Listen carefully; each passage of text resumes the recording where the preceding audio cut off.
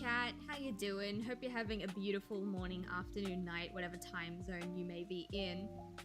I'm tired. I'm always tired, but let me explain.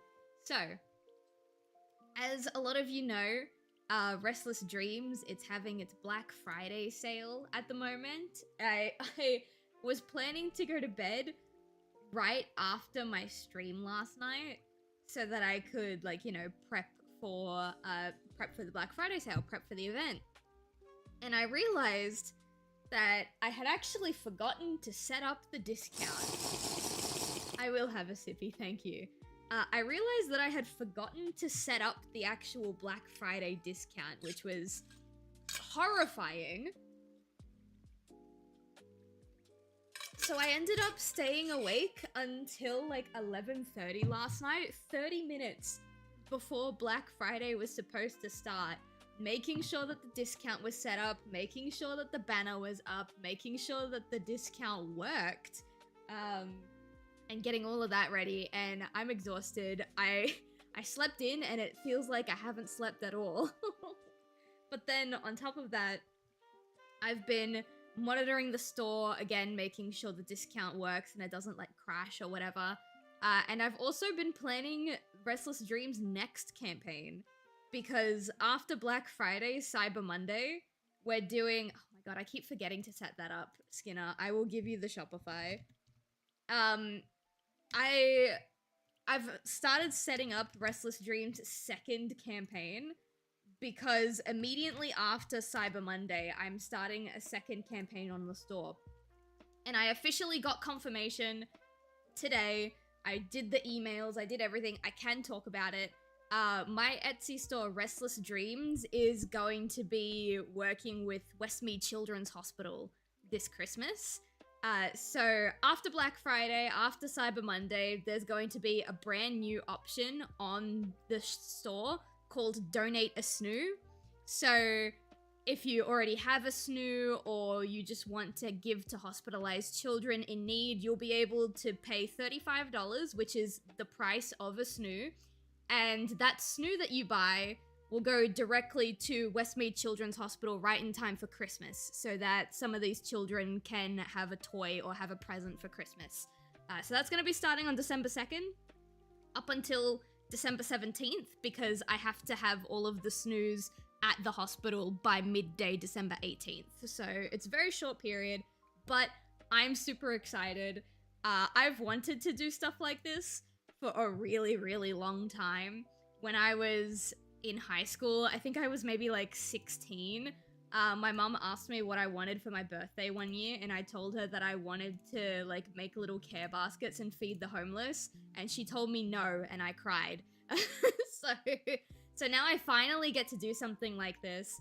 I'm not sure how successful it's gonna be because my store is really, really small, but I have told the hospital that at the bare minimum they're guaranteed to get at least 3 plushies, because if no one donates any plushies, then I will be donating one of each just out of my own pocket. I'll probably donate one of each out of my own pocket regardless. But yeah, so been going back and forth with emails and logistics and booking a time and all that sort of stuff with them today. So that's fun. That's finally been locked in. But I'm tired. I also, this is just between you and me, chat, okay? I'll make posts on all of my other social media when the time is right, but for now, this is just between you and me, chat. The second wave of SNU plushies is coming. The second wave of SNU plushies is coming. We're getting another generation. I'm having samples made right now. I cannot promise when they will be available. The reason why I can't promise when they'll be available is because at the moment I don't have enough storage space for 3 new designs, and it's entirely dependent on the show that I'm doing in February. Because if you're part of the Discord, you might know I'm trying to go wholesale in February. I'm trying to get SNUs into physical stores, like grocery stores, like toy stores, mom and pop corner stores, anywhere that'll take them. I'm trying to get them into storefronts. So if that goes really well, and we have a lot of people willing to invest and willing to have the snooze in their stores, then the second wave will be around the second quarter of 2026. But if that show doesn't go well, I don't know when the plushies will be coming. So that's fun. That's hype. I'm super excited. I could be a little bit cheeky and show you the plushies that are getting made. Give me 1 second. I gotta remember where I put them.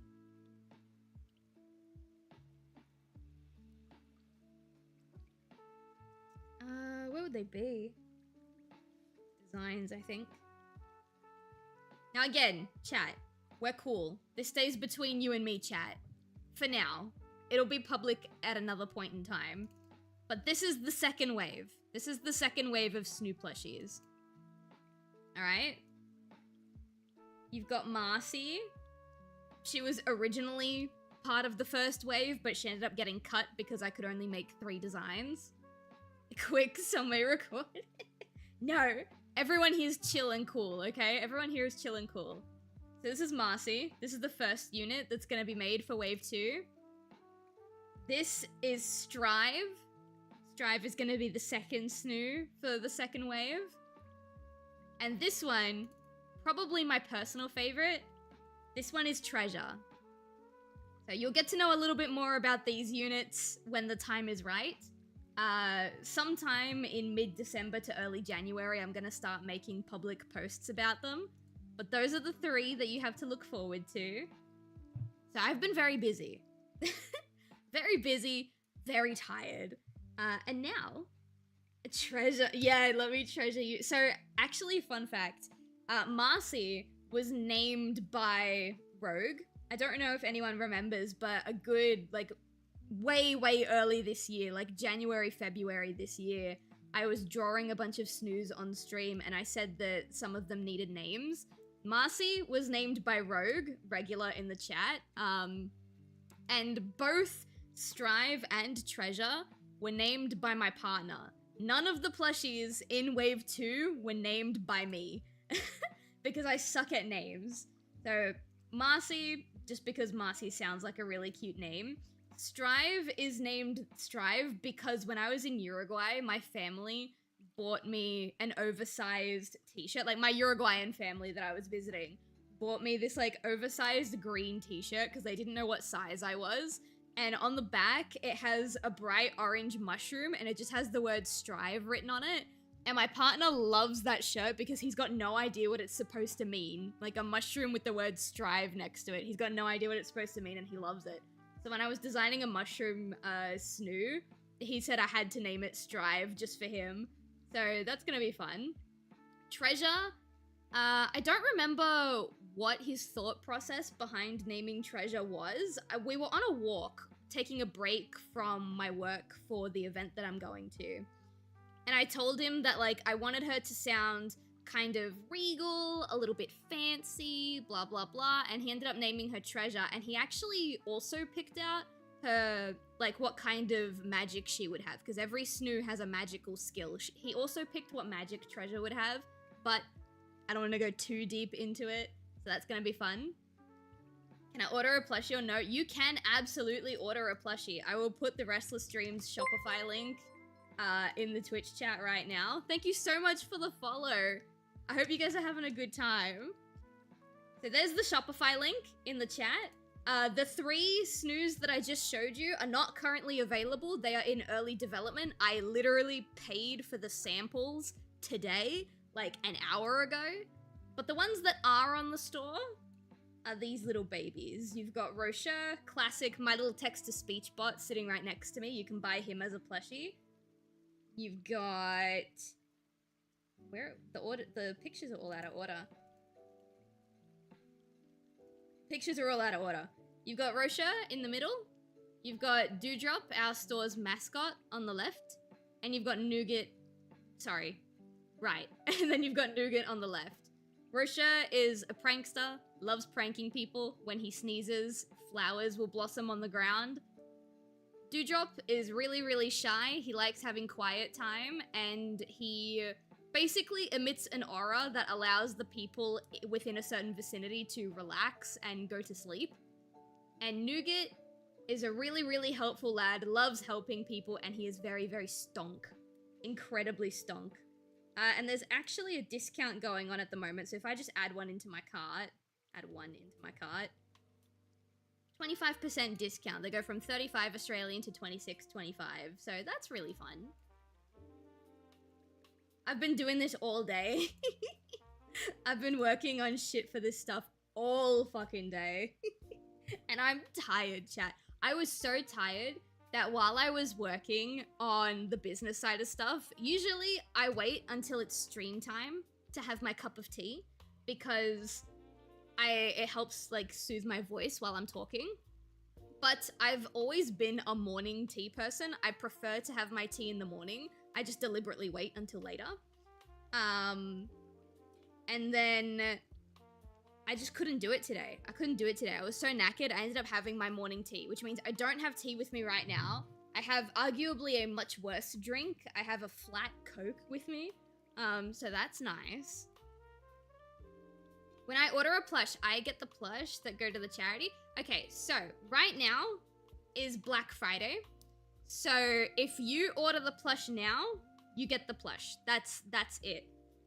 If you order the plush on December 2nd, from December 2nd to December 18th, then there will be an option for you to buy a plushie for, like, the children's hospital. And if you do that, you won't get the plushie. You won't get a plushie if you do that. The plushie will go to the children's hospital if you do that.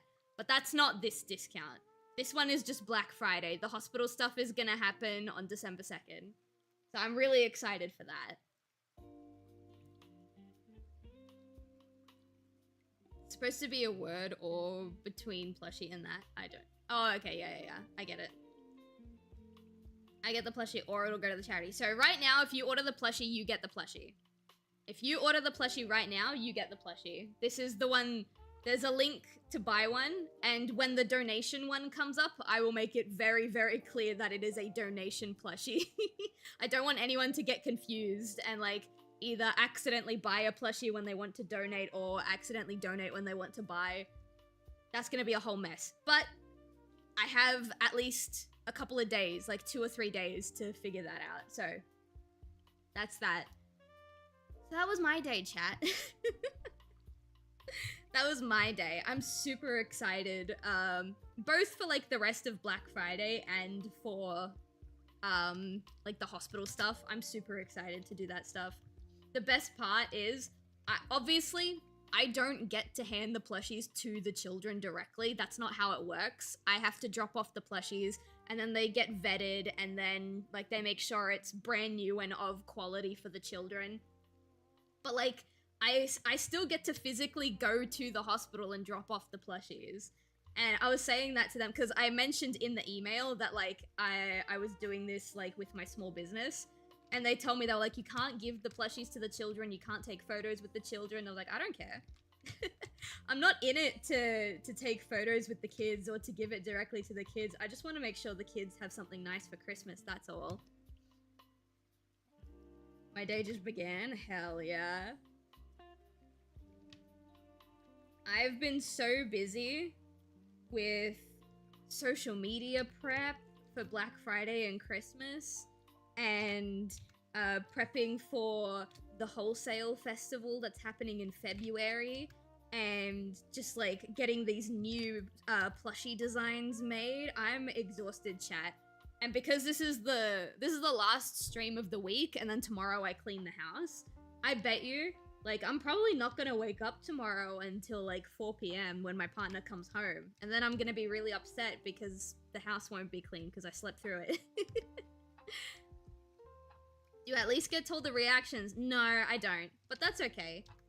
What I do get, I get like an official, like certified thank you certificate, which honestly is more than I could ask for, if I'm being honest.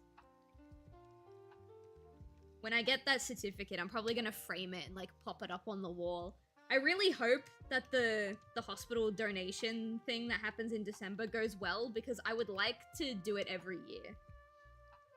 I would like every year when I've got a new plushie line, I would like to donate at least some to the hospital. So I hope it goes well. We'll see what happens. But enough about that. I've been thinking about work and projects and the store literally all day. We're just gonna vibe now. It's so funny because when I was working on the Fairy's Tale animatic pilot that I released, I want to say 2 weeks ago, maybe a week and a half ago. I don't actually remember. Like 9 days ago or something. I was able to work on that pilot every single day for like 2 months. So I thought I would get the privilege to do the same thing again with this animatic, and this animatic would be done by now. But since the last time I streamed working on this project, I have only been able to put in a total of maybe 20 minutes of work into this. This hasn't been touched for a while. I'm starting to worry if it'll even come out on time for Christmas, but we'll see. You just ordered a dewdrop? Oh my god, did you? Wait, hang on. I'm going through the back end of Shopify. I'm gonna check. I'm not gonna show your personal info, obviously. Ah! You did. Oh, you're so. Thank you. Oh my goodness. I'm sorry. I get super like every time someone orders something from the store, it's just like, oh my god, oh baby. Thank you so much. I love. Ugh, I don't have words. I'm struggling. Shipping is out. Yeah, shipping is outrageous, and then you've got the tariffs on top of that. It's really fucking bad. It's really bad.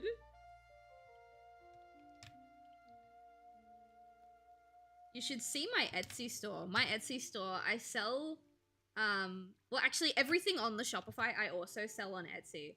But on Etsy, I always have, every week, at least, like, 2 or 3 people from the US that are willing to pay, like, $30. I think it's something like $30 for the shipping, and then also, for tariffs, for, like, a $10 keyring. So they're paying, like, $40-something total. Just for, like, a really, like, a little key ring. And I'm not gonna lie, it makes me feel good that people like it so much that they're willing to pay, like, upwards of $40 for it in total. But, like, oh my goodness. No, I'm not in the US. I am Australian. Sorry about that. I would eventually like to have, like, storage units in other countries in order to make shipping easier for other countries. But that's like way down the line. I don't even have a storage unit in Australia. all of the plushies are in my garage. But yeah, eventually that would be something I like to do. We'll see how we go.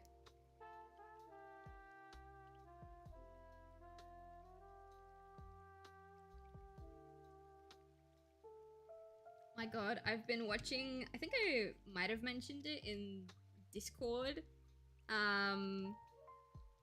I've been watching someone, like, recount the entirety of the AFMAO cinematic universe. If you don't know what AFMAO is, apparently it was, like, a Minecraft roleplay universe thing that was really popular when I was a kid, but I never watched as a kid.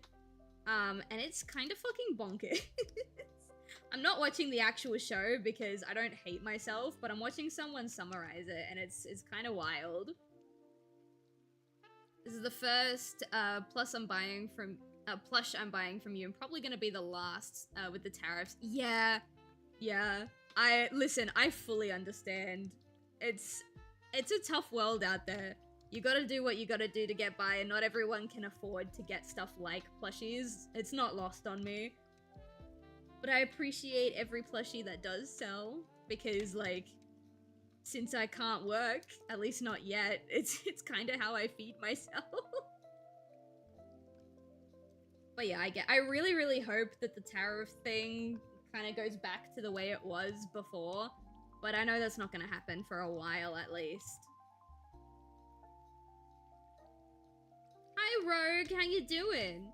You missed out on some top secret, snoo information. How's it go? I've been working all day. I've been doing Black Friday stuff and organizing my store's Christmas campaign, and I just, I ended up having my cup of tea in the morning because I couldn't handle doing all of my work without it. So now I don't have a cup of tea today. Well, tonight, I should say. I'm also hardcore craving mushrooms. I asked the boyfriend to pick up some, like, raw mushrooms. I don't know if he will. I remember the old Black Friday ways. See, the thing is, I want to assume I know what you're talking about, but because you're the one saying it, I legit have no idea. Wild shit just flies out of your mouth sometimes. I'm not even gonna pretend. I'm not even gonna guess. Just gonna be like, what? What old Black Friday ways? Gosh, every Black Friday that I've, like, gone out to purchase stuff for the past, like, 2 years has been so disappointing. Like, the discounts aren't that high. The selection that of the inventory that is discounted is super low, and it's usually all of the ugly stuff that no one was gonna buy anyway. And it's like, ugh. Sad stuff. This year, I didn't go out to any stores today because, you know, I had shit to do.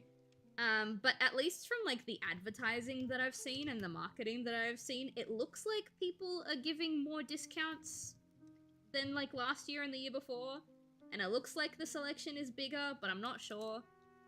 I would have to actually go and check it out. And I probably won't be able to go anywhere until, like, Sunday? Possibly Monday? I don't know.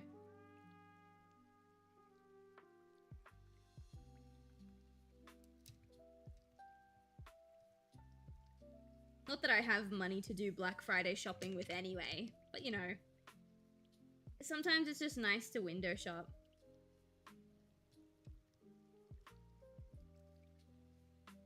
Sitting in the lights, crowds hungry and tired, waiting to buy shit for Christmas. Yeah. Oh my god, yeah, you're right.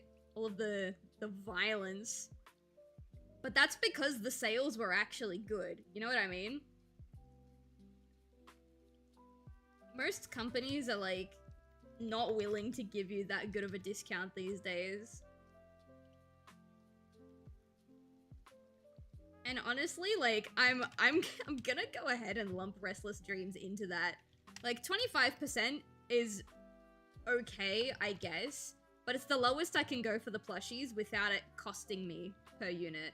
If I go any lower than 25% off, I lose money on each plushie I sell. But these guys, the big corpos, they get like tens of thousands of units at a time, which means that if we're still talking plushies, one plushie to them probably only costs like $4. And they're only willing to mark it down to like 15. You know what I mean? Although that being said, $15 for a plushie is very affordable. I would like one day for the snooze to just cost $15. No discount, no nothing. That's just how much they are on their own. I'd love for that to happen one day. I dream I was fishing with my family, on some kind of, I can't quite read that. Oh, I do get the sunken ship part.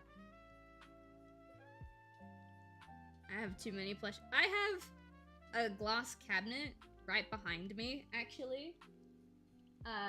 Most of the shelves have got plushies on them. It's not all of my plushies. Some of them, I still have a box full of plushies in my room because they won't fit in the cabinet. Is that an ad playing in my lo-fi music? No! I literally checked before I started the stream if this had ads on it. And it didn't. Oh well, whatever, it's fine. What was I saying? Yeah, I have a lot of plushies. Although I wouldn't say I have too many. I wouldn't say I have too many. In fact, I think I could use more. I think I need more. There are so many. So as a plushie seller, something that I've been trying to do is find other small businesses who also make and sell plushies.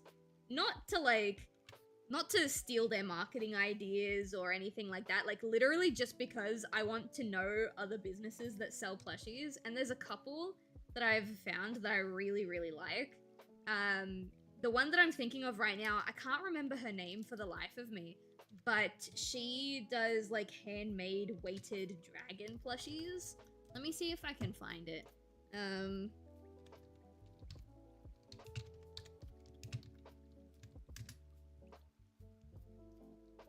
You know, you got the ones on Amazon, you've got like, where's she?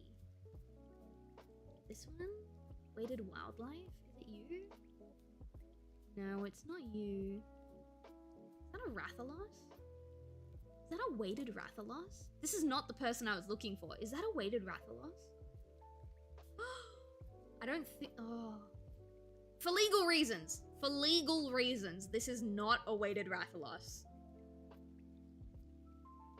But man, that's nice. Okay, not the store I was looking for, but now I have another plushie store to follow. Do I have to go on Instagram to find her? I don't remember her name.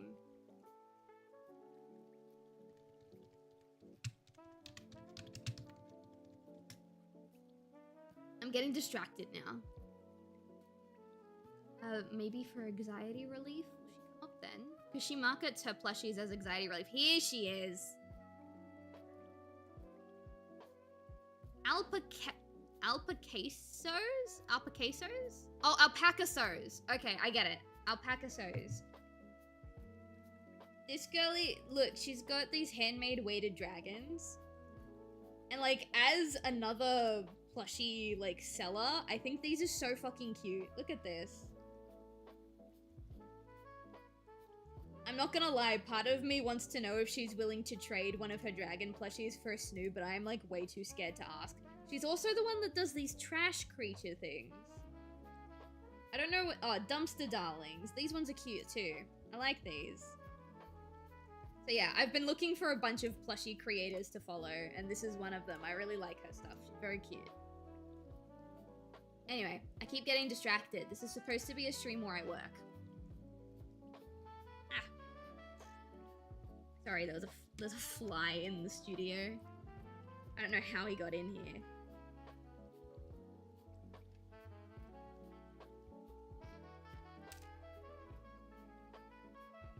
I think I got him. Nope, I didn't. Alright, Sylv's just not allowed to focus today, chat.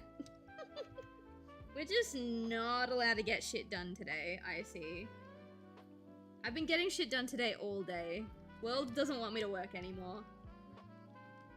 Universe said, Sylv, you work too hard. And I agree. But I can't, like, stop. So we're gonna keep going. I have a lit candle behind me as well. I decided recently that, like, I have a lot of candles that I really like, but I never light them ever. So I've just started lighting candles with no particular reason. I used to only light them for, like, date nights with the boyfriend. But, you know, I just want to light them because I like them. So I've got, what is it called? I think it's called Christmas Cookie. Let me see. It was given to me for Christmas last year.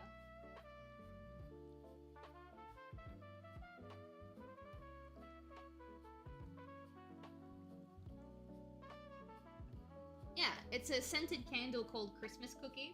And I really, really like the scent. I've realized that, like, I like flowery, like, candle scents or whatever, but the candles that I really, really like are the ones that smell like baked goods. They're, like, my favorite ones.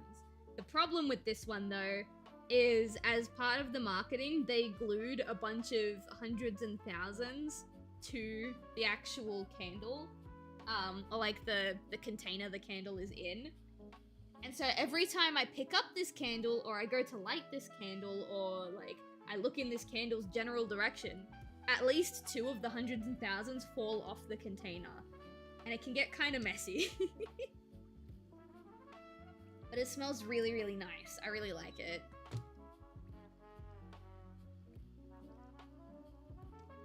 Anyway, I gotta get back to work. Stop distracting me, chat.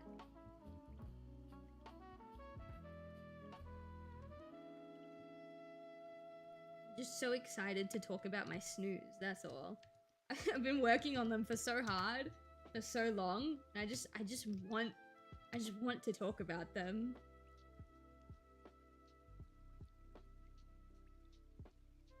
I have 3 currently from streamers. One of them...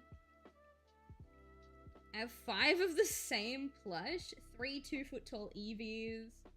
Full size. You have the fucking size, the 1-to-1 Lucario. That's awesome. And with My Little Pony, I have way too many. I have like 2 Shinx plushies, 2 Luxray plushies, 1 Luxio plushie, and 1 Luxio figure. If we're talking like favorite Pokemon. Because I wasn't able to get any Shinx or Luxray line merch until like maybe last year or the year before. So many. I want one for Magnum. I'm trying to think, like, Shinx is my favorite Pokemon, but I have Shinx plushies. If I could pick like another Pokemon plushie to have, what would I get?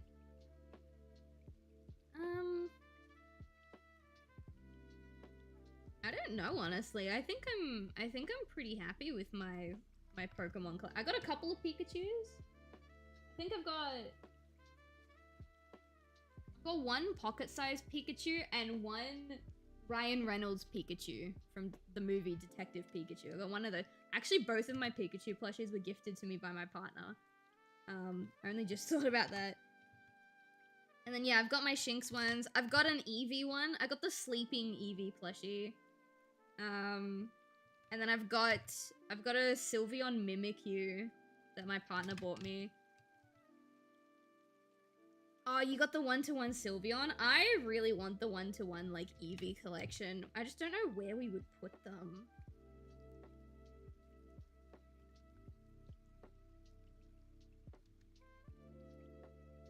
Yeah, my parents came over, and then my partner's parents came over like a week later, and they both said the same thing. They both joked that we were running out of space in this apartment and we would need something bigger soon.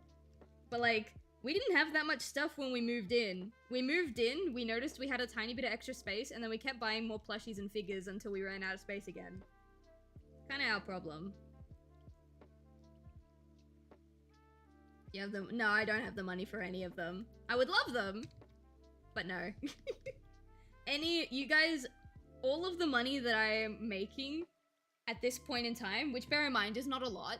I'm not making a lot of money at the moment, but all the money I do make is going towards my 2 surgeries. Which reminds me, I need to call my insurance, but I can do that later. I have to get wisdom tooth surgery and I have to get knee surgery, and that's where all of my money is going right now. I'm not sure if I'll even have money to buy my partner a Christmas present.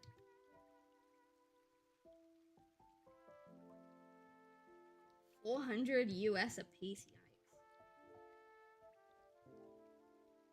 If I could, I would. If I could, I would. They're so nice. They look so good.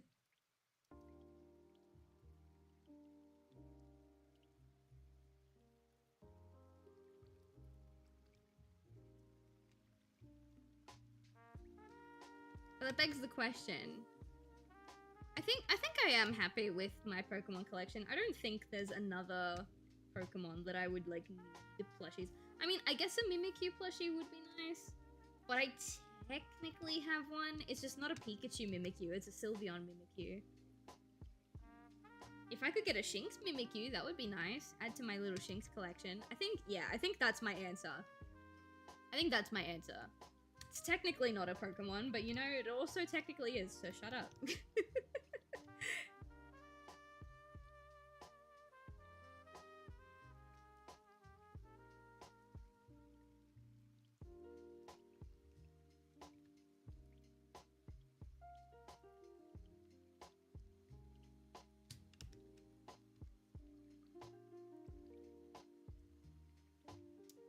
Oh god, I'm just thinking about it, because today's Black Friday.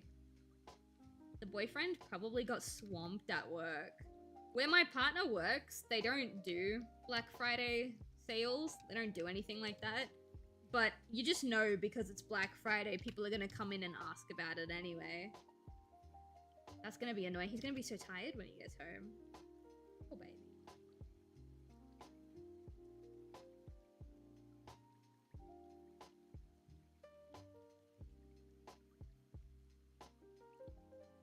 Is that Pichu? A Pichu? I'm gonna assume that says Pichu. But that's kind of cute. I used to have the sleeping Eevee on my bed because whenever I go to sleep, I have like an arm like outstretched. Like one of my arms is just perfectly flat on the bed. And I used to put the sleeping Eevee like on top of my arm so there was a bit of weight on it. I don't know why. That's just something I liked to do. But now that I have the Snoo plushies, the Eevee doesn't sit on my bed anymore. The Snoo plushies take the spot where that was. It's just, I can't put my arm under it for weight anymore because it's not one big plushie, it's 3 little ones. Little. They're like 26 centimeters, but by comparison, they're little.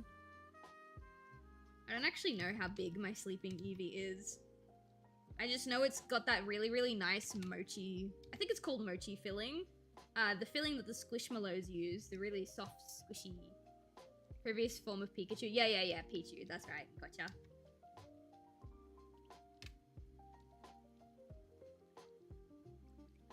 Actually, when I was first developing the Snoos, they originally weren't gonna be made the way they are made.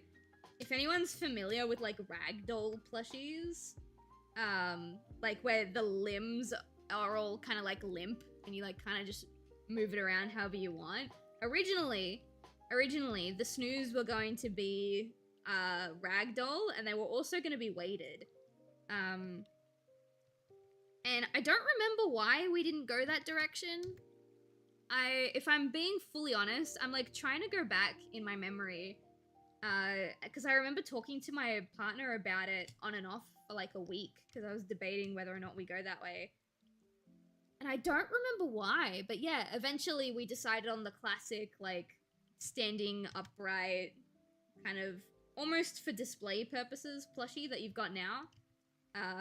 But I would love to go back and do, like, ragdoll weighted ones. And the reason why I bring that up is because when I was talking about how I wanted the plushies made, one of the decisions we had to make is what filling or what stuffing they had, and I wanted to go with mochi filling, which we didn't end up doing. Because mochi filling is like...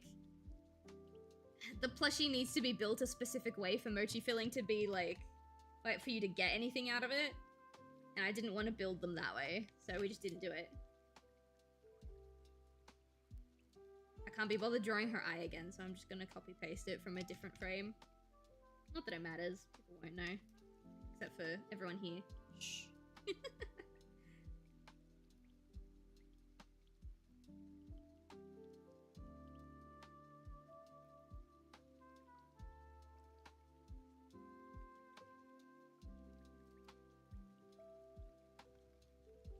Oh, I forgot your eyebrow. Girly Pop, what are you doing? There we go. Oh my god, and I forgot your other, like, bang. There you go. Oh my god, I haven't finished this. Oh my goodness. Girl, get focused.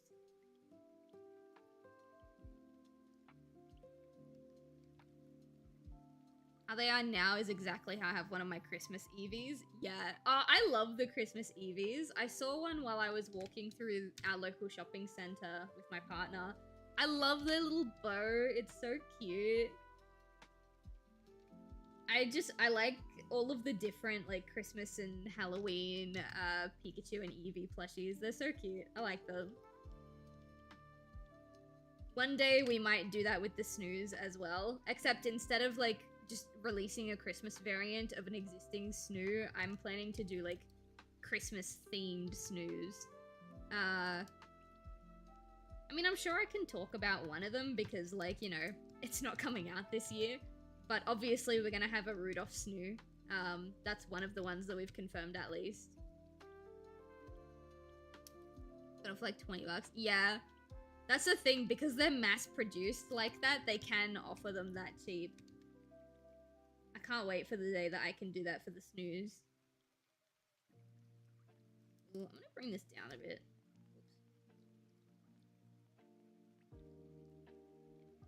I don't want to stick up too much.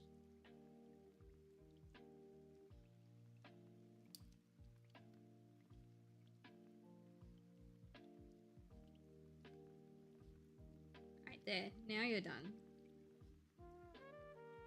I'm gonna draw this one first because I can edit the eyes. Draw this one first. I can turn off Caden. I don't need him. God, I miss not having a tea for stream. But I can't handle 2 teas in one day. My stomach just gets really angry.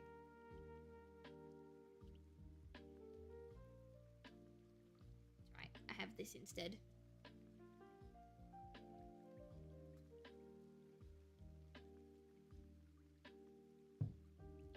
Oh, it doesn't soothe the throat like a tea, but fuck does it wake you up.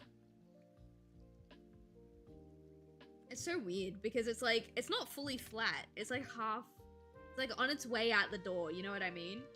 So I was drinking it expecting it to be flat and then it kinda was, but then it kinda wasn't. It's like, ah!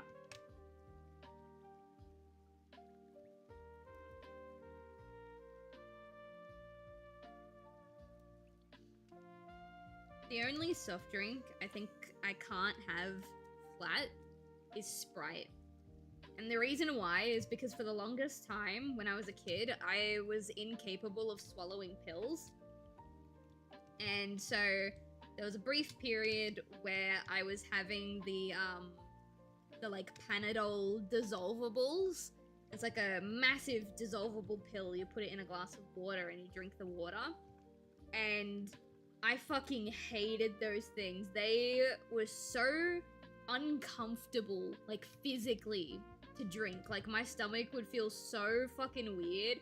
I would be heaving. Like, I don't know why. I don't know why. My stomach just refused those dissolvables so hard. And they taste like flat Sprite when you drink it. And so, or they taste like vaguely like Sprite. And so I don't drink Sprite very often anymore. And when it goes flat, I just hands down can't do it at all. It reminds me too much of those dissolvable tablets, and it's just disgusting.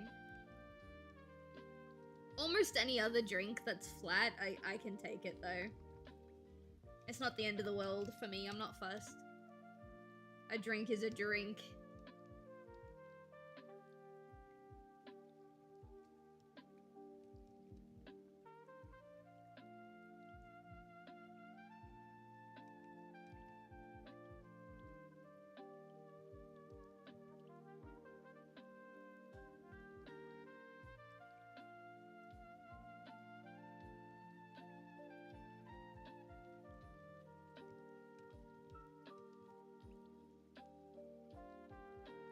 I think I've mentioned this before too, but this animatic that I'm working on is technically a remake. Not technically, it is a remake. Because I released this animatic, not exactly, I've got like the original down here. Got the original animatic down here, but I released this exact script, I think 4 years ago. I think it was Christmas Day 2021. And I couldn't finish it on time, which is why, like, it wasn't colored, there was no voice acting. Like, this sketch layer here that you see, this was the upload, you know what I mean? That's what the upload looked like. And I've been wanting for a really long time to remake it and, like, polish it up at least a little. So that's what we're doing this year. And I thought because I had a foundation to work off of, it wouldn't take that long. But the way I draw has just changed quite a bit since... Is that another ad? It is. My art has changed quite a bit since I, like, made that first upload, so I just had to redraw it all anyway, which is fine.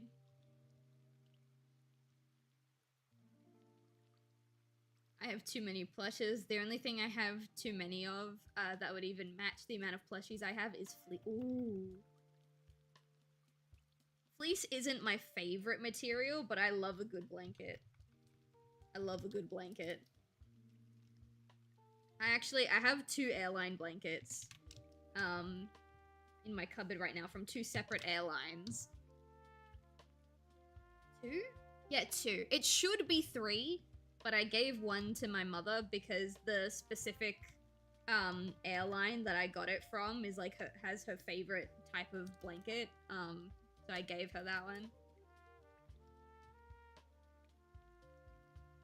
I've wanted to sell blankets for a while, but I feel like now's not a good time to continue to expand my store's collection.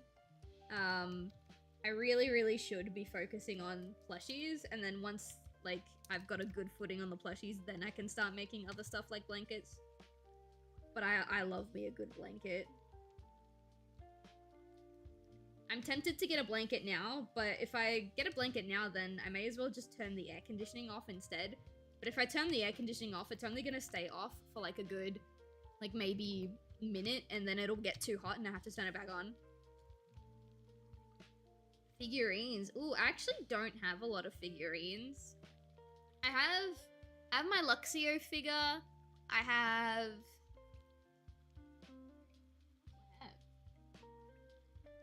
Amiibos don't count as figurines. No. I have figures. I have like a massive... I think it's taller than my Snoop plushies. I think it's like, I don't know how tall exactly. It was very tall. Pyramid Head figure. And then I have a Sonic Adventure figure, which, oh my god. The Sonic Adventure figure was a fucking nightmare. It was from First 4 Figures. Both of my figures are from First 4 Figures, which I believe is an independent figurine company. I'm not sure, because they crowdfund all of their designs. But yeah, I just, like, it was a nightmare. So I was in a kind of a rough financial position, but like I could still afford nice things for myself. And I was talking to my partner, who was not my partner at the time, I believe. I believe, I'm not sure. And he was like, look, just put the deposit down. You can afford the deposit. Put the deposit down. These figures take like a good couple of months, like 5 to 6 months to make anyway. So by the time the figure is ready, you should have the money that you need to buy the figure. And I was like, yeah, okay, cool. So the day comes around. He was right. I had the money. I paid for the figure. And then they were like, cool, no sweat. Your figure will be here in April. And I was like, okay, cool. It's an early birthday present to myself because my birthday is in May. April comes and goes. There's no figure. I email them. Hey, what's going on with my figure? Why hasn't my figure arrived? Oh, sorry. Been a mix-up. Your figure will arrive in May. May comes and goes. There is no figure. Email them. Hey, what's going on with the figure? This time they send me a Trello page. I go here. All of the figures that need to be shipped or that are ready to be shipped or whatever, they're all in this Trello. So if you have any other questions about like shipping or when things are going to arrive, please like go through the Trello. I check the Trello. It says that it's going to be shipped in June. And I was like, okay, not what I wanted, because now it's not a birthday present, I guess, but it comes out, I should get it around Sonic the Hedgehog's anniversary, which is fitting, you know, so whatever. June comes and goes, there's no figure. Check the Trello. Oh, like, and they don't update me, by the way. They don't update me. If I want to know where the figure is, I have to go out of my way to find it. So, June comes and goes, there's no figure. I don't get an update email or anything like that. I check the Trello. It's been pushed to July. Okay, whatever. July comes and goes, there's no figure. August comes and goes, there's no figure. September comes and goes, and there is no figure. The figure that I was supposed to get in March ended up arriving in October. And I didn't get any updates unless, again, I went looking for them.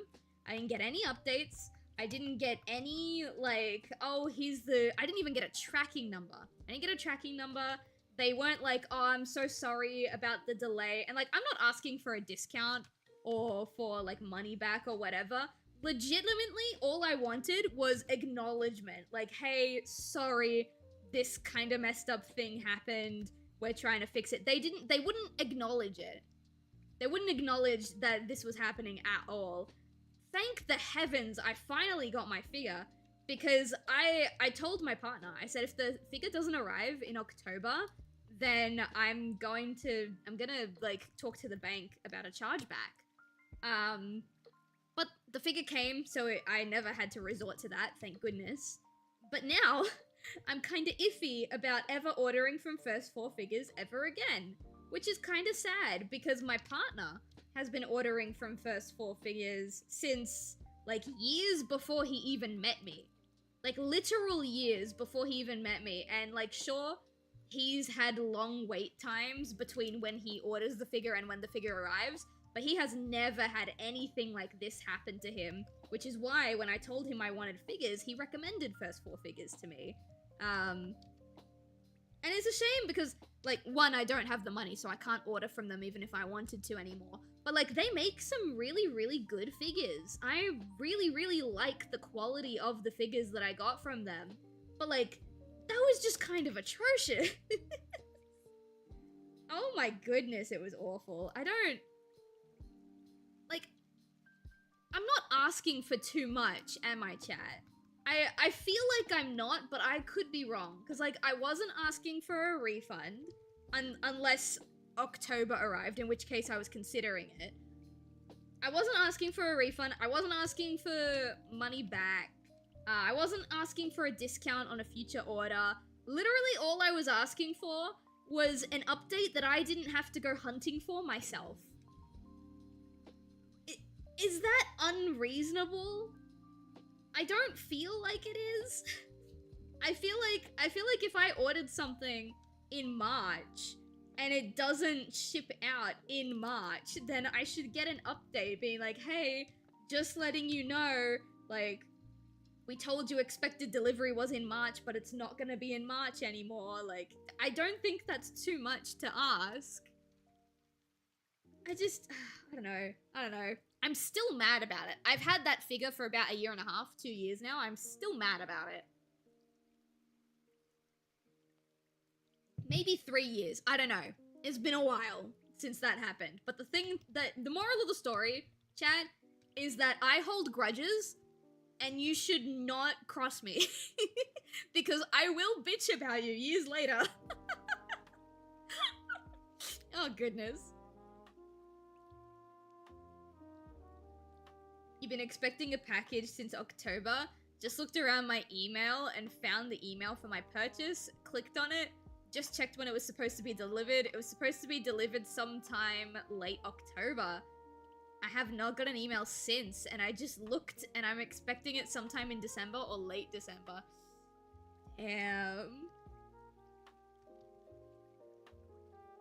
That's the thing, like, is that just industry standard? Once you order something online, like, that's it? If you want an update, you gotta fend for yourself? I feel like it's fair if, like, the courier has shipped it already and given you a tracking number. At that point, then yeah, if you want an update, then you have to use the tracking number that they gave you to, like, get your update.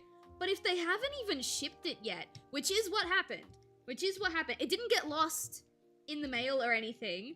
It was supposed to ship, and then it didn't ship for... God, what's the gap between March and October? April, May, June, July, August, September. They chose not to ship it for 7 months. If you have not shipped it, then I feel it should be standard that you give your customer updates about when it's gonna be, like, when it's gonna be shipped, or if the shipping date's been moved back. You shouldn't expect your customers to be emailing you, hunting you down for an update. If you're a larger company, then it's, like, obviously it's not okay, but it's more understandable. But,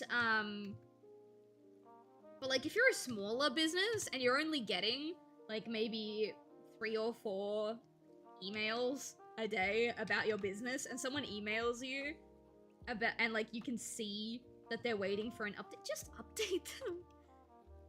Just update them, or even have like an automatic email thing go out.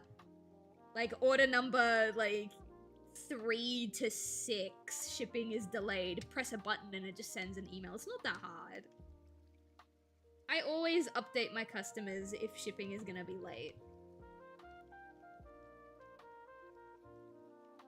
For a CD, Jesus. I imagine it'll be a lot worse for US and I want to say like Russia or China as well, because like after it's been shipped, it's very likely it can get stuck in customs,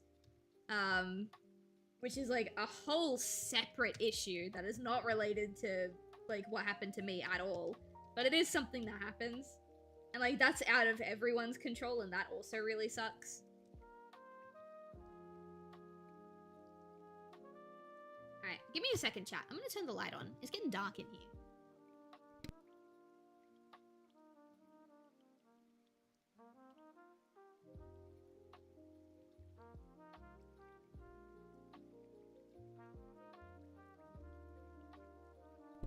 I'm also turning the air conditioner off, but we'll see how long that lasts, because, yeah. I'm not very good at existing in the heat. I'm not good at existing in the cold either. There's like maybe 6 or 7 degrees that I can exist in comfortably, and anything outside of that, I will complain.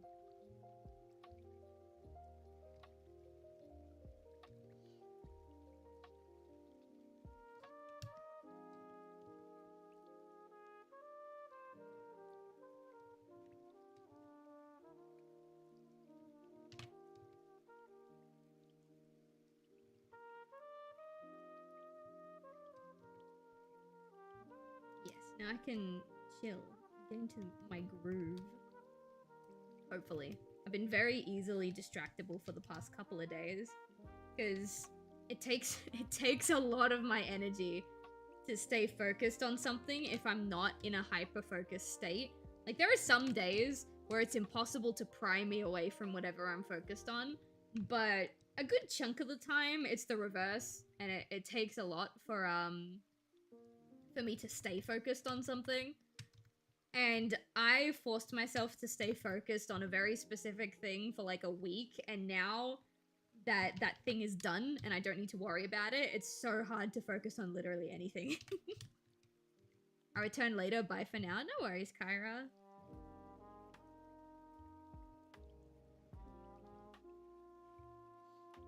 Like, my girly, I just wanna fuck around. Draw some pictures, eat some good food, maybe take a nap. But no. I made the mistake of having ambition, and now I have a whole plushie company that I need to get off the ground. And I'm tired, chat. I girl bossed too hard, and now I own a business, and it's tiring.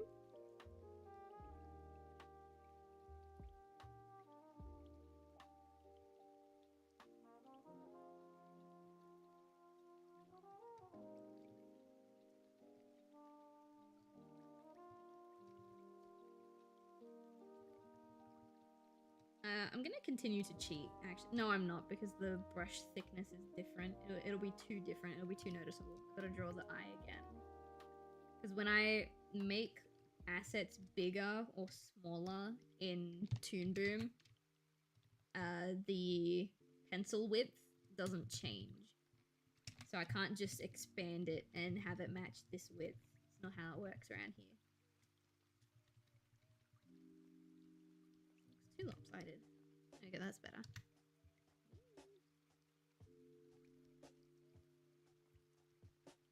Doesn't want to fill. Why?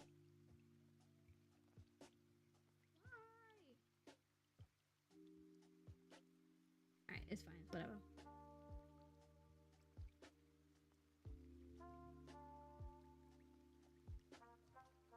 This isn't really how her eyes look, but I'm lazy. I don't want to hand draw the shape, which is why I just use a bunch of circles instead.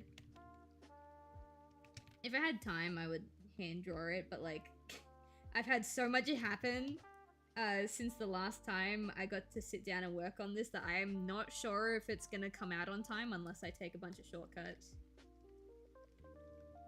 And usually I wouldn't mind like postponing a project, but the thing is it's Christmas themed, so it kind of has to come out on time. And I just completely oh no, only get rid of the bottom bit, that's fine. I will have to redraw the actual like eye though.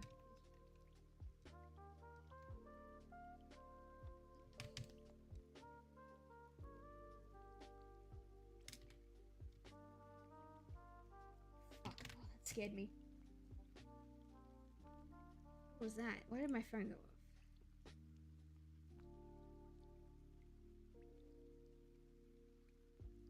I think the neighbor's trying to make a phone call. I can hear the phone ringing in the back. Oh, okay. Okay. I see what it is. For some reason, even though I checked my Shopify, it interpreted it as though I hadn't, and it sent me a notification. Like, no, I saw that already. You don't need to bother me about it. It's fine. That's why I don't like keeping my phone on my desk. I'll keep it like in my pocket, or I'll put it on like a towel or like a little folded up blankie or something. Because if it vibrates while it's on my desk, it makes such a loud noise. And it scares the fuck out of me.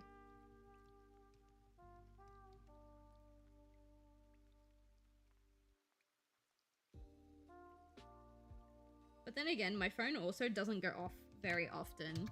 Most of the time, any messages I get will come through my laptop and I'm able to check them before my phone decides to go off.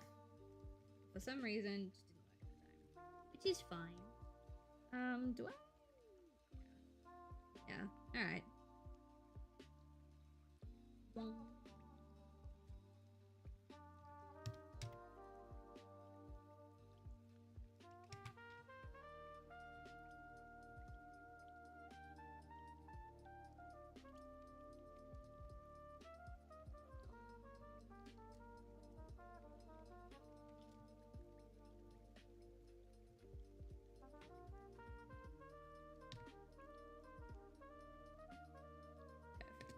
It's just not, but you know, it's good enough.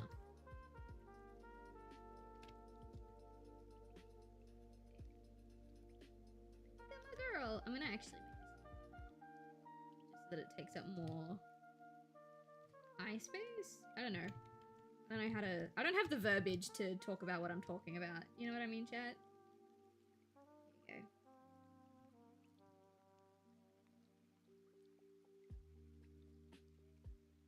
You can go there. And you can go there. Nice.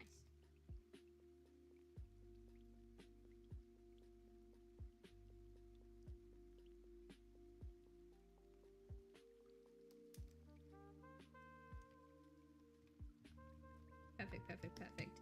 The good thing is, in the sketch phase, I did end up reusing a bunch of poses and editing things instead of like actually drawing new stuff. So line art shouldn't be too long. I'm gonna go back down to 7 here. I also haven't done the coloring yet. I don't know if you saw, but on Caden's layer, like Caden's got all of his line art, but he's not colored. Usually what I will do is I'll line art and color in the same step, like in the same process. But I decided not to do it this time simply because when I was doing it for the Fairy's Tale, I have like a grid, like a to-do grid, and I break up each scene into rough, line art, color, lip sync, effects, background, like that sort of thing. And while I was working on the Fairy's Tale, even though line art and coloring were 2 separate tasks, I did them both at the same time. And that meant that I went a really, really long time without being able to fill in like one of my checkboxes as done.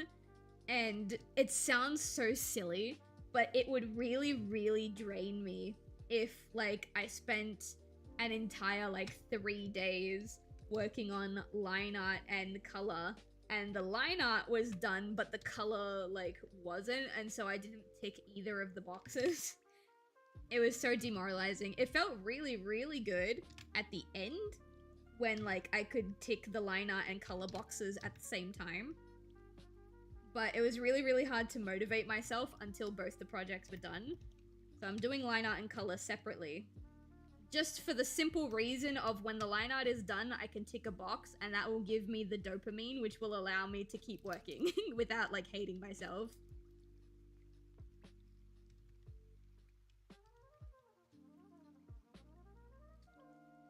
That and the line art is, like, it won't take that long. It definitely doesn't take as long as sketching, but it takes a lot longer than coloring. So it's kind of like the middle ground. Work on the line art when I have the energy, and then, like, one day if I just wake up absolutely fucking exhausted but still need to get work done, I can just spend, like, an hour coloring the whole scene, and then, like, that's it.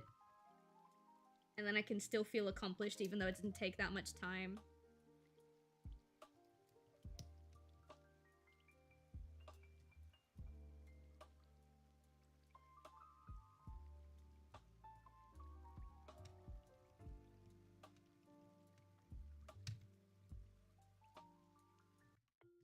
Also, like, this, oh my god, that's an ad. Get out of here. I was gonna say something and now I've forgotten. Oh yeah, like, this Christmas animatic takes place in my graphic novels universe, Forget Me Not Aconite, which is like a zombie story. But despite how, like, grim, for lack of a better word, the graphic novel gets, and how awful of a person Caden is in the graphic novel, in the Christmas animatic, it's actually, like, kind of wholesome. Like, don't get me wrong, he still gets angry and, like, raises his voice and yells a little bit, but, like, I don't know, the vibe is just so much more, yeah, like, wholesome than the graphic novel. And the main reason I did it is because, like, Caden does still have a soft side. Caden wasn't always the fucking monster that he is in the graphic novel. And even though this isn't part of the graphic novel, it does take place between some of the chapters. So it's just a little nod, like, yeah, he wasn't always fucked up. There's still a good little boy in there somewhere.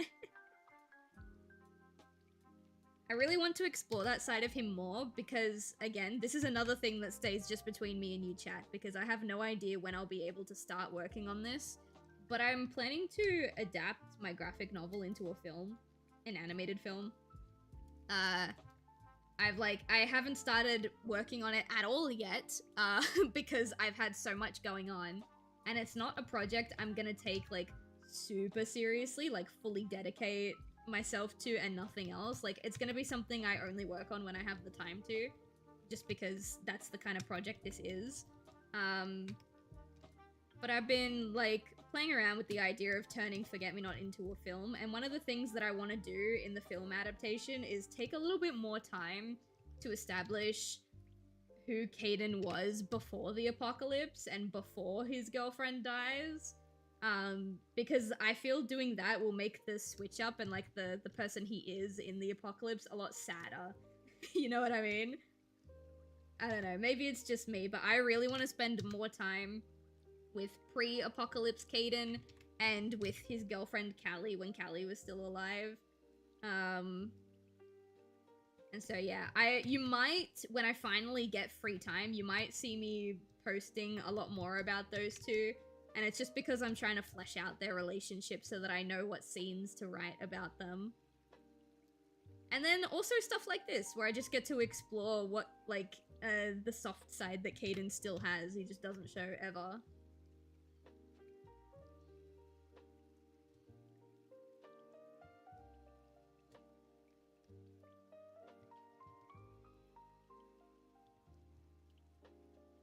What brush size is this? This is 7. I think I need to make another eye. I'm trying to keep to a couple of specific brush sizes. I'm using 5, 7, and 13, depending on, like, how far away they are from the camera.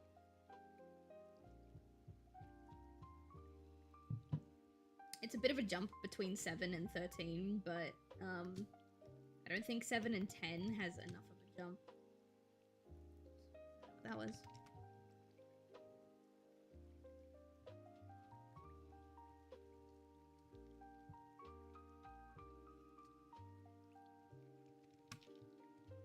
What I might do for the eye, just to make it look a little more like what it looks like in the comics, elongate this side just like a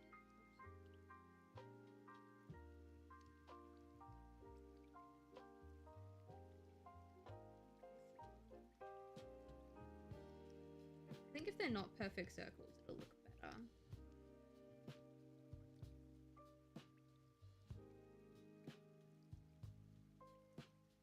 There we go.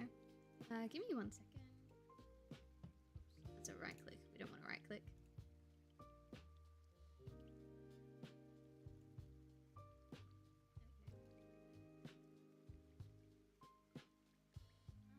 I had something.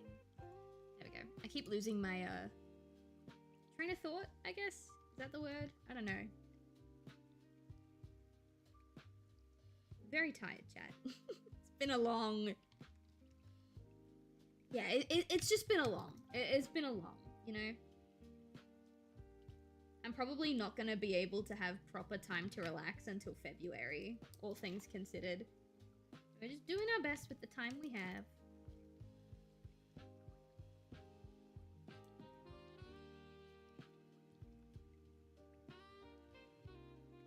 She looks so angry, but like because I've turned off Siobhan's layer, there's like nothing for her to look at.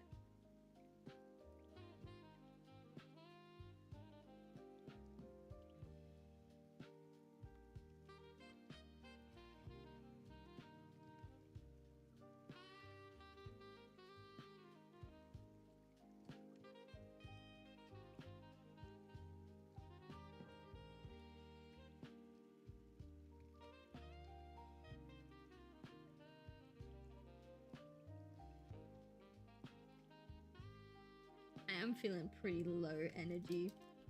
I feel like I used whatever energy I had to talk about the snooze, and now it's just kind of gone. I'm still here. I'm still like around, but we might have more of a like quiet, just chill music and art stream today. To be honest, chat, I was debating not streaming today. I'm just so tired. But I felt really bad, like, cancelling 2 art streams in a row. So, here we are.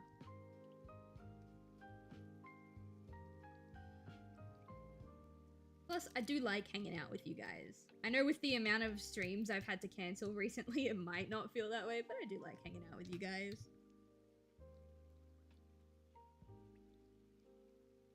Just got a lot of shit going on. End of year. I think this might be the busiest and most stressful end of year that I've, like, ever had. Which kind of makes sense. Not kind of. It does make sense.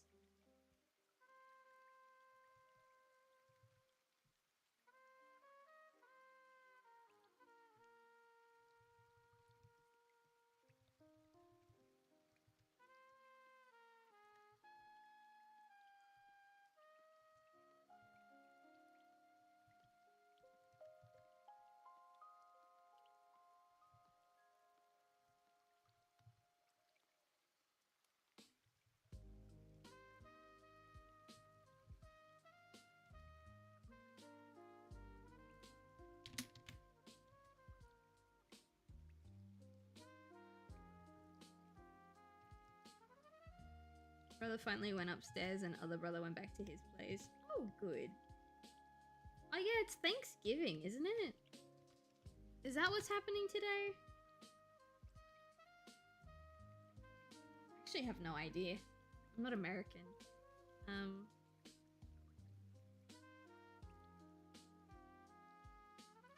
I'm looking it up now. Oh yeah, it is Thanksgiving. Oh yeah, because it's still Thursday for you guys. Right. I forgot you guys are so along. So along? You guys, that's not a sentence. I keep forgetting that you guys are like so behind. I figured it would be at least early morning Friday by now.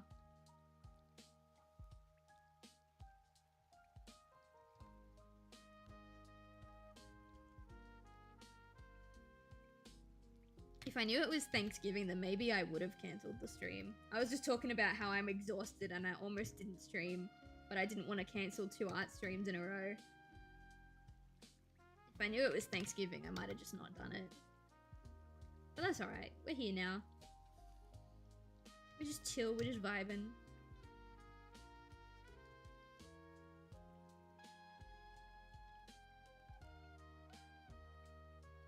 I don't want that to come out too much. A little. She's kind of bending forward. It is gonna flare. Is that the word? But like not too much. I don't like that actually. I've decided I hate it.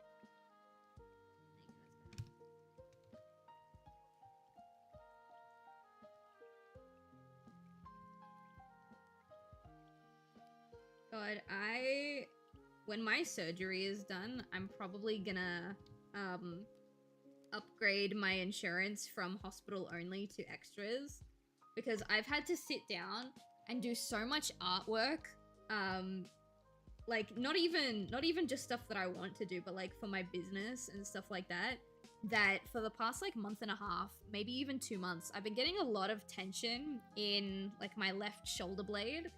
And I'm left-handed, so I can only assume that it's from all of the artwork that I've been doing for the past, like, God knows how long. And I just really, really need it, like, massaged out of me, because it really, it's not, like, painful, but it's definitely uncomfortable. It's quite uncomfortable. Love the art streams, they're chill and we bully Jake. That's true, we do bully Jake. I'm here for Jake bullying. I think that's acceptable. I was also surprised by the Discord poll results.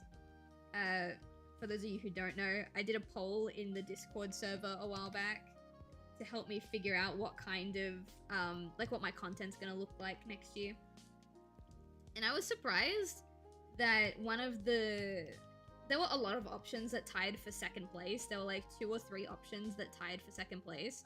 But one of them was that people wanted more art streams. And I'm not gonna lie, like I was kind of surprised. Because I don't normally get that big of a turnout for the art streams. So I just assumed people didn't like them.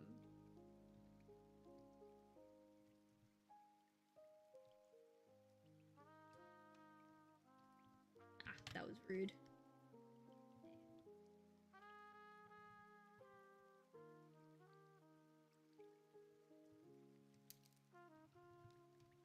It might be better if I was doing actual art and not like an animation project, because you guys can't really see a single like image come to fruition like this. There's no like final result at the end of the stream. But this is the big project that I have to work on, so this is what we're doing. And I really don't want to do anything work related for now during the art streams, just because I'm doing work related shit like all the time that I'm not streaming. And one of the main reasons I stream is to kind of get away from doing work related shit.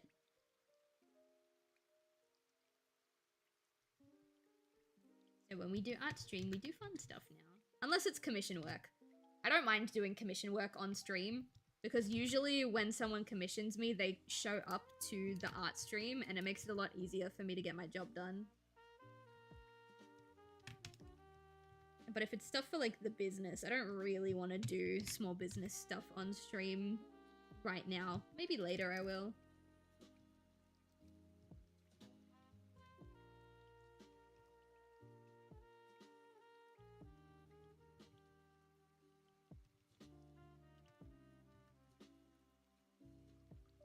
I would really like for Haley's line art, which is what I'm doing right now, to be done by the end of the stream, but I don't think that's possible because I'm not even like a quarter of the way through yet.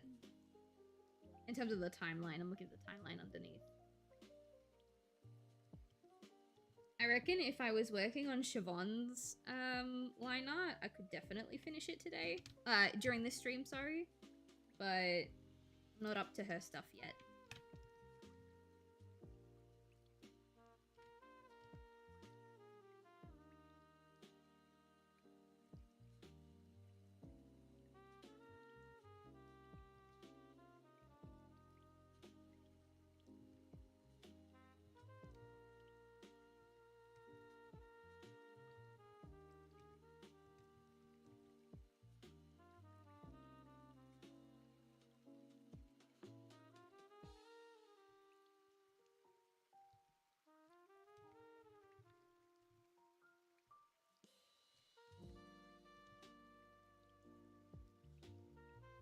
I've been thinking a lot about what projects I'm gonna bring into next year. Because I made the mistake this year of starting way too many projects. Some of them are like projects, like The Fairy's Tale and Forget Me Not Astral Miria, like actual pieces of media. But some of them are like, oh, making more content for YouTube, making more content for Twitch, like my store, this, that, and the other. And I've been able to, like, not necessarily keep up. I've been struggling to keep up, but I've managed all of them pretty okay this year because I've been unemployed this year, you know? Like, I've been physically incapable of working because I'm not able to get my knee surgery yet. But next year, when I get my knee surgery, there is a very high likelihood that I will be able to return to the workforce because the surgery won't fuck up. And instead of making my knee worse, it will actually make my knee better. That's what we're aiming for. And if that happens, then yeah, I'll need to return to the workforce. And when I do that, I won't be able to do all of the projects that I have lined up. So I've been thinking a lot about which ones I do and don't bring into next year. And I've been trying to be like really kind of cheeky and like combine certain like projects and responsibilities so that I can like technically it's one task, but this one task does XYZ, so like it fills out 3 tasks and like, you know, shit like that, because I want to do a lot of shit. You're a glutton for project. Yeah, I am a glutton for projects. It's just so nice to have a bunch of different things being worked on, you know? But yeah, I've been trying to figure out what I am and I'm not gonna take into 2026. Depending on what job I end up getting will depend on if streaming sticks around as frequently as it has. Because for a little while, I was streaming 5 nights a week, and then it went down to 4, and now on a really bad week, when I'm having flare-ups, it'll be like 3. But, depending on what job I end up getting and what my hours end up looking like, I might only be able to stream once or twice a week, and I don't know if that's... Like, obviously, I'll need to prioritize a job over what my streaming schedule looks like, but if I'm only able to stream once or twice a week, I don't know if that's something that I'm going to carry into next year. But if I do, which I'm going to try my best to, because I do really enjoy streaming, I'll probably will stream my project work on stream, kind of like what I'm doing now. So I'll do small business stuff on stream. I'll do, like, comic pages on stream. I will animate The Fairy's Tale on stream. You will be getting more art streams because the stream time will be the only time I would be able to do my projects. So I'm trying to think about it that way, but honestly, the dream would be that I don't have to return to work. Like, the surgery goes as planned and my knee is fixed up, but I still don't have to return to work. That would be the dream. Just because it's not that I don't want to work, it's that I want to work on stuff that I enjoy doing. And for me right now, that's the plushies, you know? Like, that's the main thing that I want to do. That would be nice. But I can't bet on that. I need to I need to think about next year as if I'm going to be going back to work, because more than likely I will be.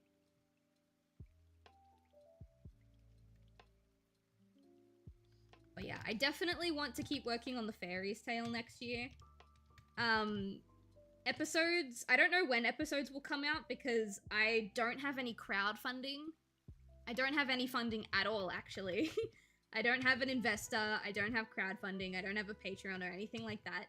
So I need to make money to pay the voice actors. So I don't know when episodes will come out, but they will definitely come out eventually. Should this be a 7 or a 5? I think this, what size is Kaden in here? That looks like a 5.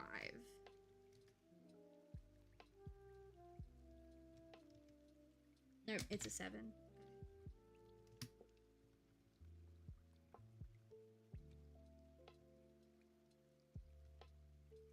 We all want to follow our passions, but unfortunately we're not in a solar punk utopia. Exactly.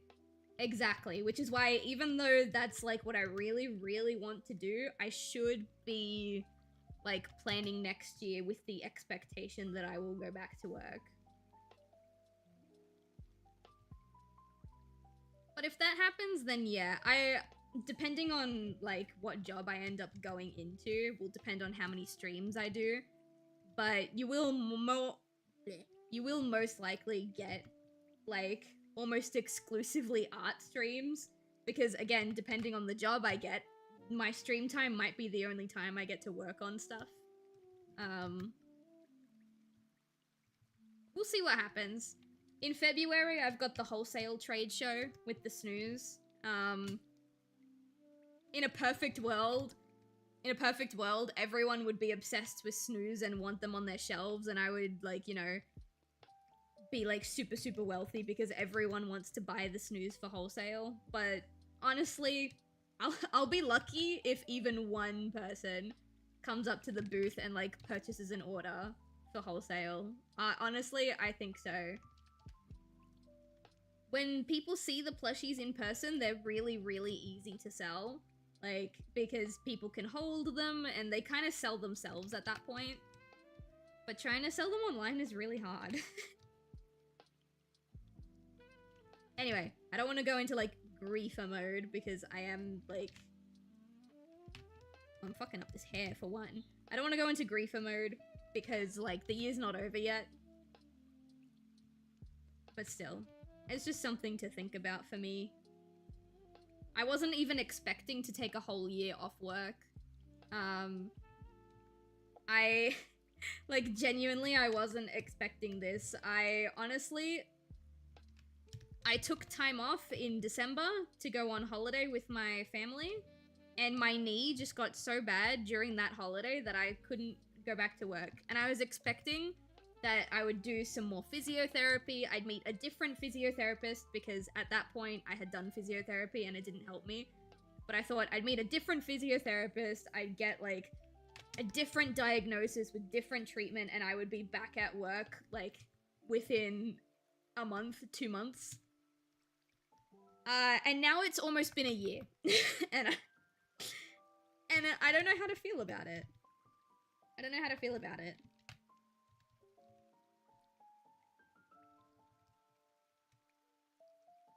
Assuming the surgery goes well at it. That's true. That's true.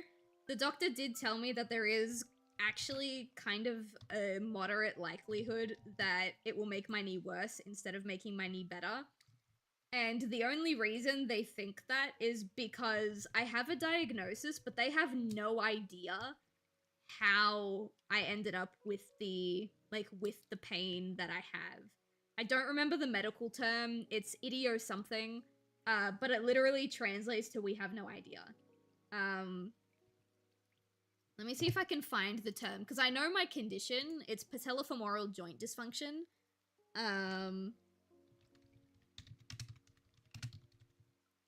Idiopathic, I think is what it is. Yeah, disease of unknown origin or cause. It's idiopathic patellofemoral joint dysfunction. And so the plan is to, like, cut into my leg, tighten the muscles that hold my knee in place, and then sew my leg back up. But the problem, at least what my surgeon told me, is that because they don't know how, like, my knee is moving around, it's possible that tightening the muscles will make the knee worse and I won't be able to walk. And the problem is you can tighten muscles just fine, like surgically, but you can't, like, you can shorten muscles just fine by, like, cutting the muscle and then sewing it back together. But you can't make a muscle longer, if that makes sense. Like, you can loosen it, but you can't, like, once the muscle's been cut, that's it. At least as far as what he told me, and I'm willing to trust him because he is a surgeon. And so, like, if they cut down my muscle to make it shorter and tighten it, and that's not what was causing my knee pain, then it's just gonna make my knee pain worse. Because now there's, like, no elasticity and my knee cap will be super stiff, and instead of moving when it's supposed to, it'll grate on the surrounding ligaments and bones, which is not great. But you know, that's the thing that scares me, is that it's idiopathic. Because if it wasn't, and they had a, like, great, this is what caused it, this is what it's causing, and that's why you're in pain, then the chances that my knee would get worse instead of better would be a lot lower, you know? I would have a much higher likelihood of just having a fine knee after surgery, but because they don't know what's causing it, that's why the likelihood it will be worse is a lot higher. And I'm not gonna lie, chat, it does scare me. It does scare me, because I haven't been able to walk properly, I haven't been able to, like, skate, I haven't been able to, like, sit or stand or lay down comfortably for a very long time. If I can be, like, candid with you all for a moment. And it's just a bit much, you know? Like, I'm hanging on to hope that this surgery will fix my knee and I'll be able to go on walks again, I'll be able to hike again, I'll be able to, you know, go skating again, I'll be able to lay down and not be in agony, I'll be able to sit down and not be in agony. And it's kind of, it's not great to think about the potential of that not happening. You know? Again, just being candid for a minute. Like, I'm done being silly now. Oh wait, hang on. Let's go back over here. I'm gonna redraw the eye. Actually, do I have to? This is thickness 7. Can I copy paste from, like, here? I can. Is it 7 or 13? Oh, that's 13. That's 7, but it's, like, cut off. That's 7, but that's cut off. Copy your eye, bro. Oh, here. I'll copy this one. Wink.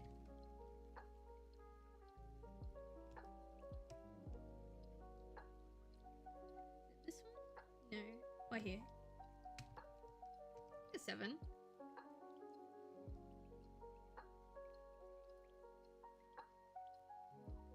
The cause of pain was you not kicking enough ass when you were younger. Well, see, the thing with patellofemoral joint dysfunction is that generally speaking, it's a condition that a lot of athletes get because they're overexerting their muscles. So if anything, the cause would be that I'm kicking too much ass. You know what I mean? That's as much as I know. They don't think that too much exercise is the cause of it, because they asked me if I do any workouts and I said no. Like, I worked like 30-40 hour weeks. I think it was 30-hour weeks at the bar, so I was standing a lot, and I would crouch down like quite a lot to fill up fridges, but I didn't do any exercise outside of that, so they don't think that was the cause.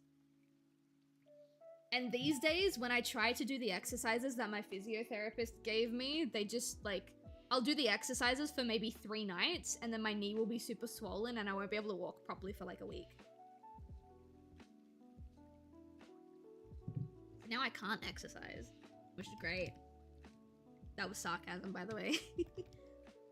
As someone who spends all day, every day, sat down in front of a desk working on projects, I do actually like to leave the house and move around a lot.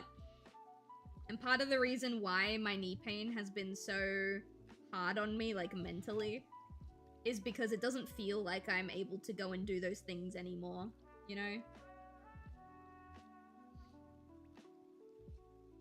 Especially, like, roller skating and ice skating. Like, realistically, I probably could still do those things if I was careful.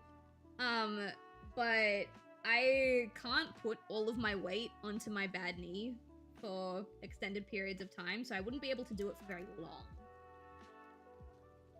And because I can't put a lot of weight on my bad knee, I've been putting all of my weight on my good knee, and now my good knee is in almost as much pain as my bad knee, so I don't know if I even have a good knee anymore. I think I just have two bad knees. So I might need to get double surgery, which is not fun. I don't want to think about that. I know what you mean. I used to love biking, but I can't do it anymore. Yeah. For my birthday this year, my partner took me to this beautiful, beautiful place up in the mountains. And he took me up there because they have a quad biking, like, track. And I remember he wanted it to be a surprise, but he couldn't. He couldn't keep it a surprise because he needed to know if doing quad biking was gonna fuck up my knee. Because even though we would be sitting down on the quad bikes, anyone who's been quad biking will know it's quite volatile. You can get thrown off the bike. It's a lot of off-roading, which can be, like, quite bumpy and stuff like that.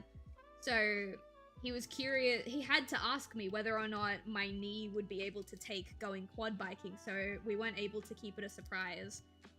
And we decided we were gonna risk it because, yeah, my knee is fucked, but I fucking love quad biking.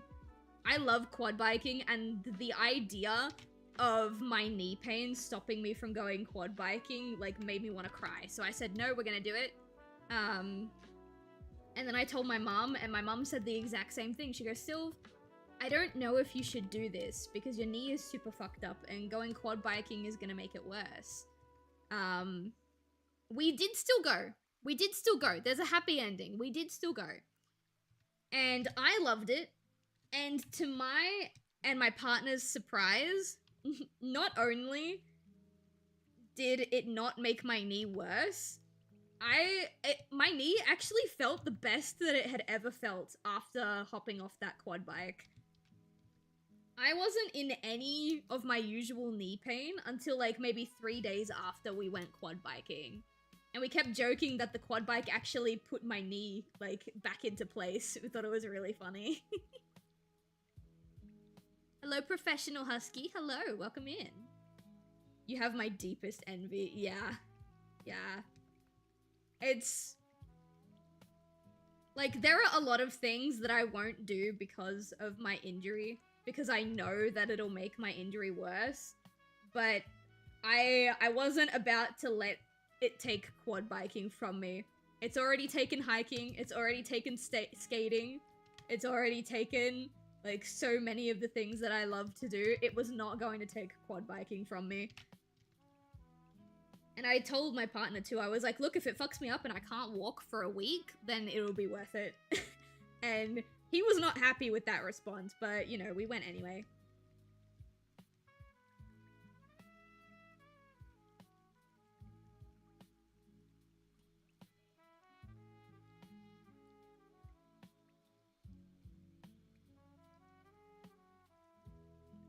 Is my candle even burning? The candle is literally right in front of me, but I can't smell the Christmas cookie. I can just smell burning. Are you, like, melting the wax? No, you're not. Can you start melting the wax, please? I want to smell Christmas cookie. I want to smell whatever that is. What a loser.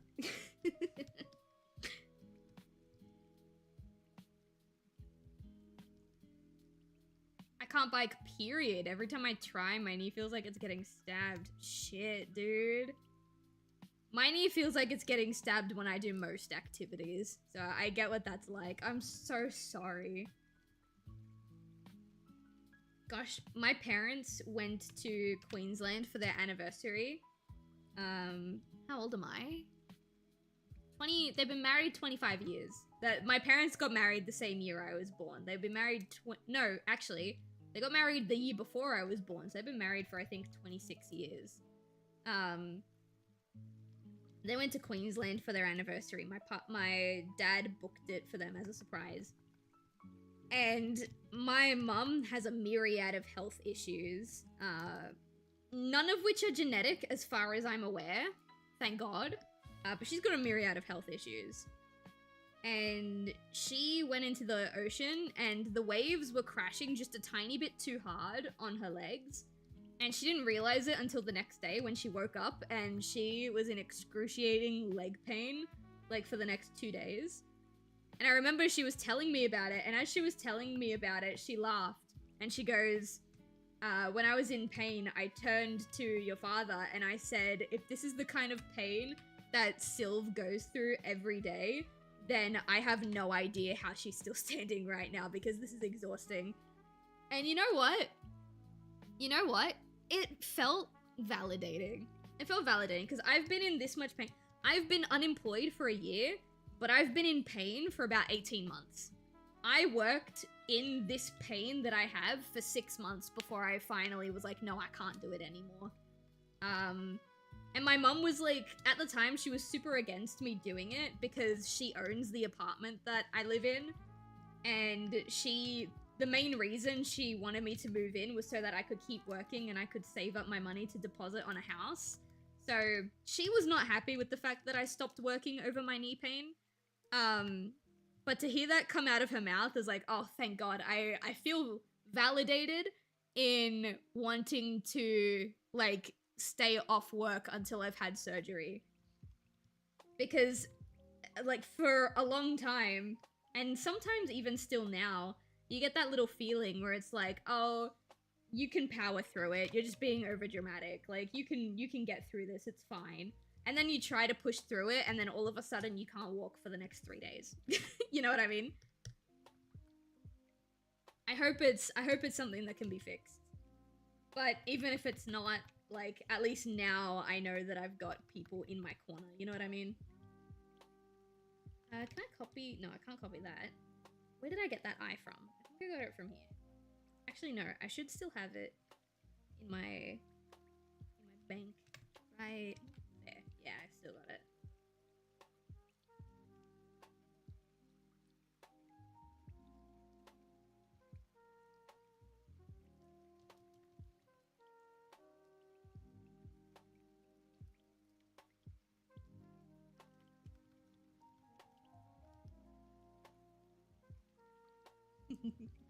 It's slowly coming together. Alright, you don't see Haley again for a while. You're right here. This is bigger than a 7, but not quite a 13. So I'm gonna use a 10.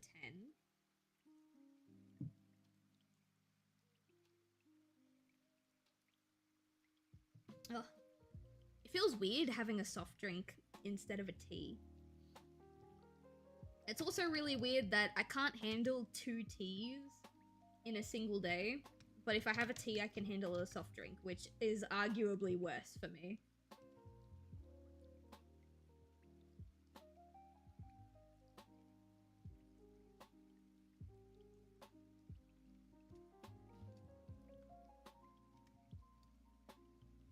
Oh yeah, chat. I want your opinion. I mentioned this in the Discord server a little bit ago, but I would love to get some outside thoughts. So, I know I was literally just talking about how I have too many projects and I can't take all of them into next year, but I have an idea for a project. I've been debating starting a monthly, like, mail club, and I want it to be Snoo themed. And basically the idea is, because there's a lot of Snoo characters in, like, the plushie line, I really, really want every month to be based off of a different Snoo, So like you'll get a poster, you'll get a sticker sheet, and you might even get a letter from them as well. Like Rocher personally might write you a little letter. I think that would be really fun, but I also don't know if there's a market out there for it because literally every artist ever is doing a monthly mail club right now.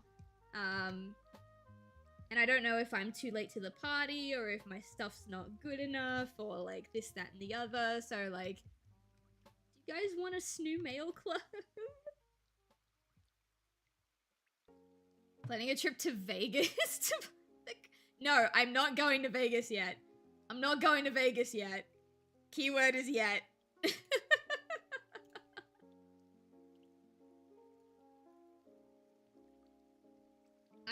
When I go to Vegas, it's gonna be because I know I'm gonna die anyway, you know? I don't want to go to Vegas and accidentally blow all of my money and ruin my life. So if I go to Vegas, if I announce publicly that I'm going to Vegas, just know that I'm probably gonna die soon.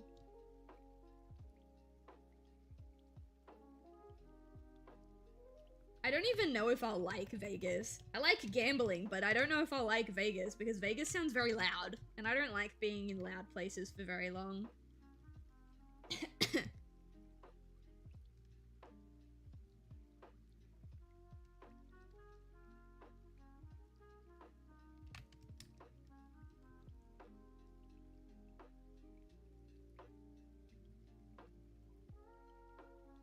I'm just gonna cheat a little bit. I don't want to draw the same line 16 times.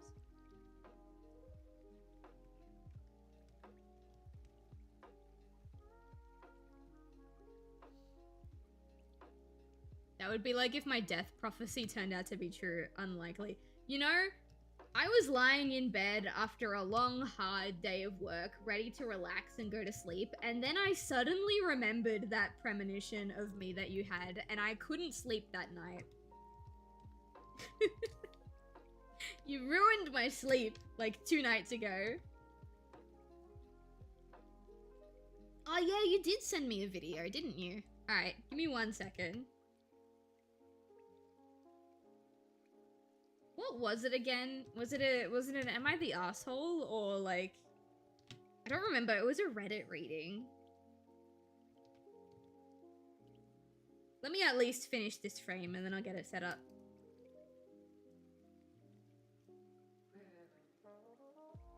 I don't want to do it that way.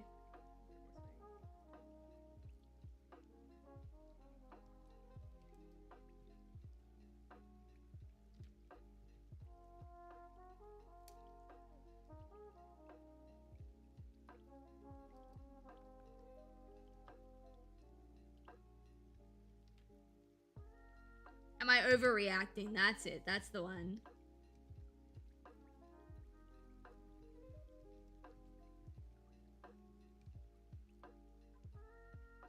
I've only ever used Reddit twice in my life. Like, posted on Reddit twice in my life. And they're both on 2 separate accounts and they're both throwaway accounts. I should make, like, an actual Reddit account.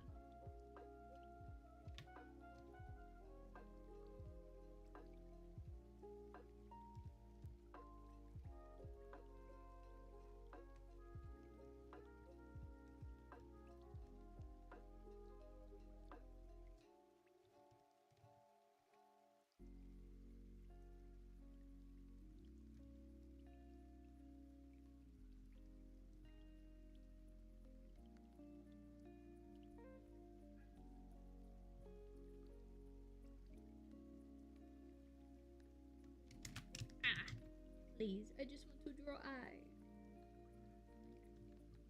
Good enough.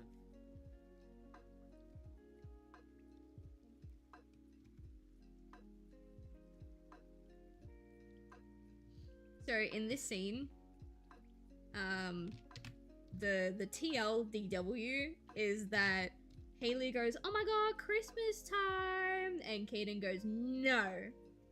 And then Haley gets sad. That's basically what the first, like, 2,000 frames is about. Haley gets excited about Christmas and Caden says no, and then Haley is sad. That is it. Which, to be fair, is almost all of their interactions in the comic. Haley says something she's excited or happy about, and Kaden tells her to shut the fuck up. And then she's sad.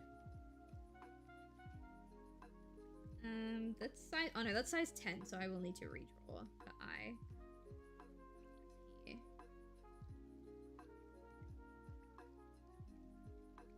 How's the living pillow? God, you reminded me of this. Sorry. It's so stupid, but every time I see the word pillow outside of like the context of, hey, I'm going to lie down on my pillow, I think of Silent Hill 2. It always makes me laugh, which it's not funny. It's actually quite tragic, but I just can't. It's so good. Like, you know, I need to find it, but there's a meme of James Sunderland, and it's literally just him holding a pillow with the caption, Cox Pillow, and I think it's the- hang on. Every time my partner and I are in an argument, or, like, I want to get him to shut up, I just say Cox Pillow.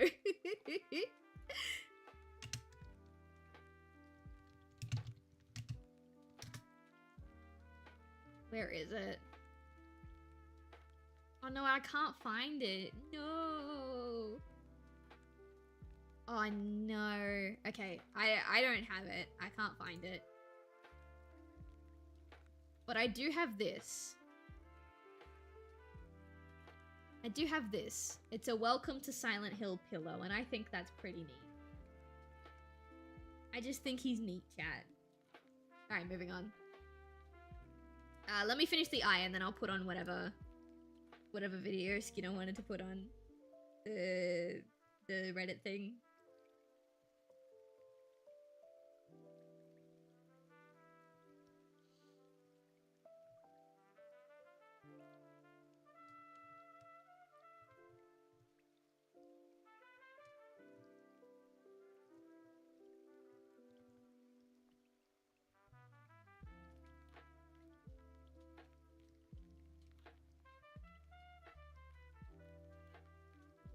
Ooh, that's the perfect shape. I didn't do that on purpose, but that's pretty cool. This one can be a little bit thinner because of the way she's facing. Aw, she's sad, chat. Right. This can go back to size 7. I promise you the payoff is worth it. I hope so. I hope so. You've hyped this up a little bit. Clubs? Yeah, clubs. So, Kaden, this character, oh, he's not on screen. This character has got diamonds. This one has got clubs. This green one here, it's not drawn in, but she's got like 2 halves of a broken heart, so she makes a heart. And in book 2, in Forget Me Not Astral Miria, the second book, you meet a character that's got spades eyes. I don't remember why I made them suits. I think it was because the suits correlate to the suits of tarot. Like diamonds is pentacles in tarot, hearts is cups, and I always mix up spades and clubs, so I don't remember off the top of my head those ones. But I'm pretty sure I did it because the card suits correlate to tarot suits. And I like tarot. That's pretty much all there is. That's all she wrote. And then I'm pretty sure because later on you meet someone who's got the crown, which was supposed to be like the emperor. And then you meet someone else who's got the moon, which was supposed to be, spoiler alert, the moon. Hi. Hi. Sorry. That caught me off guard. Alright, let's get this set up, I suppose.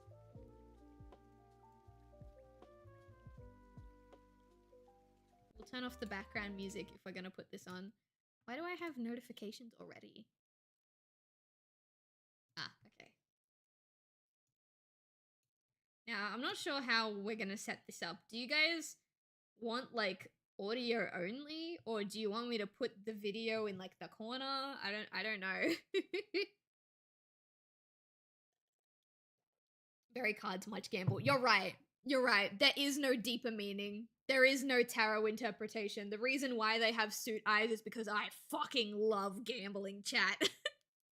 I can never escape the desire to gamble. That's why they've got card suits for eyes. I haven't seen Suits in the Eyes since Homestuck. I've not read Homestuck, so, you know, that means nothing to me personally. I remember, I think I got the idea of putting symbols in the eyes from an artist named Lavender Town. I think that's where I got it from. Alright, let's do a window capture. We'll make this work. Alright, I was asked to watch this silly Reddit video. Oh, hang on.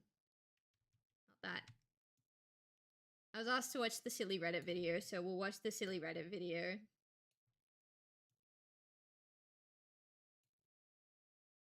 I don't know who this is. I haven't seen Smosh in like literal years. I have no idea who this man is. What am I moving? I'm moving... Oh, I'm moving the Snoop plushies. I don't want to move that. I want to move this. Put him in the corner. This is your ADHD jingle jingle. We gotta get work done.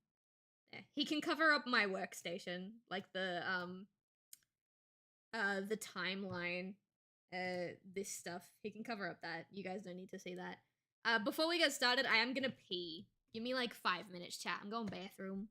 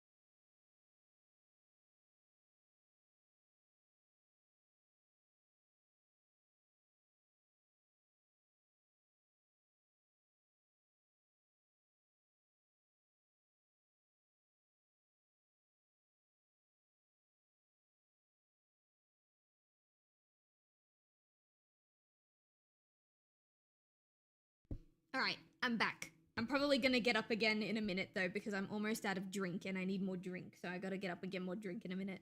But for now, we have returned. I'm sure the audio will be okay. Let me really quickly just test it. Welcome to Smosh Reads Reddit Stories. I'm Shane, and today's theme Is my microphone is picking him up? Overreacting, particularly with No, it's not. Perfect. relationships. Okay, cool. And I have two people who are always overreacting. What do you mean?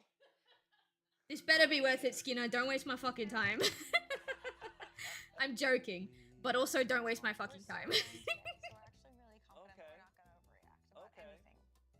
cool. I dig that vibe. Nice. Oh, wait, wow. wait, hang on, wait. That was a calm, relaxed. This guy, isn't he the guy that like? Hang on, wait. Maybe I have seen more Smosh content. Isn't that the guy where like he was playing 2 truths and 1 lie for like a Smosh video, and he basically like admitted that he cheated on his girlfriend or like partner at the time? I don't know if they were married or not. Is that? Hang on, wait. No. What's his name? Ian? Is that his name?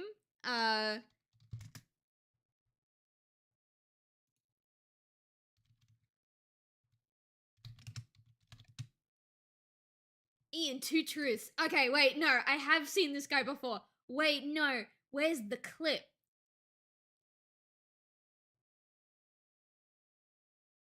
I think it's this one. I think it's this one. I do know this guy. The lie is you cheated on me. If I find this out right now, I swear to f***ing God. Hit me. Ian, what are you doing?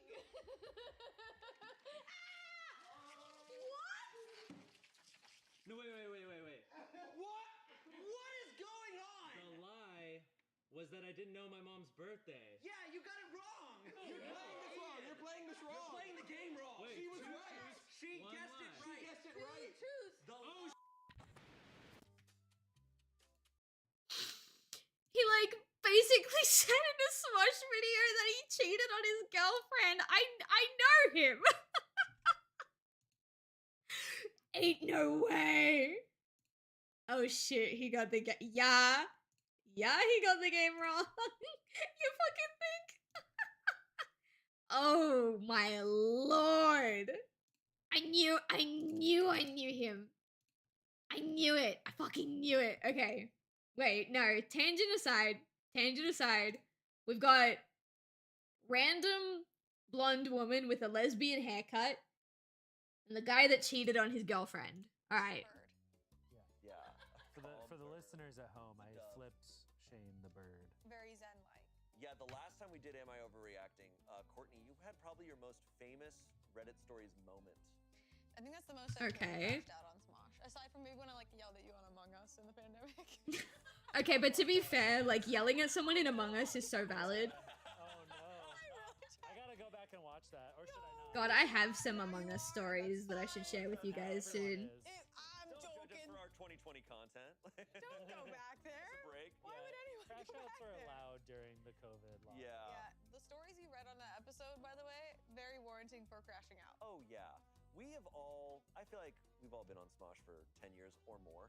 Jesus, We 10 have years. overreacted plenty. We've also underreacted plenty. Yeah. That's let's so attack. weird. Yeah. Like, to Alright, think let's get into about, these 'cause stories Smosh was and really determine if popular they're when I was in overreacting or not. school. I have a feeling they're maybe not. You never know. We'll see. First story, am I overreacting? Am I overreacting or should I be creeped out by my Tinder dates messages? Okay. Yeah. Well, we don't know yet. We don't know yet. Oh, how dare you put ads on my video. Thank you. Hi guys, using a throwaway account for my own privacy. I, a 21-year-old woman, met this guy, 25-year-old male, on Tinder recently and things were going pretty good between us. I thought he was funny and seemed sweet through our conversations. We talked frequently and I eventually gave him my number. He recently asked me out on our first date at some fancy restaurant and the date was going very well until he dropped me off at my house. When Okay. we got there, he basically tried to invite himself inside by saying that we could continue the date and have a few drinks inside. Immediate red flag. Yeah, because this was the first date and I don't do that type of stuff. Yeah. He was overly pushy about it, which made me uncomfortable and unsure. Block if him and going move on, this girly. was a good idea. I eventually got him to go by saying I was feeling tired and that I had to get up early tomorrow for my morning shift, which wasn't a lie. The next morning, I had woken up to these weird-ass texts from him early in the morning. It genuinely creeped me out, but I don't know. He said he was drunk, but I still feel weird about the whole thing, and I haven't replied back yet because I don't know what to do. Okay. Am I just overreacting, or is this something to be concerned about? But what were the I have the texts? text message. Let's go. Okay. Okay, okay. I need to hear Yeah. this. Okay, I would say already.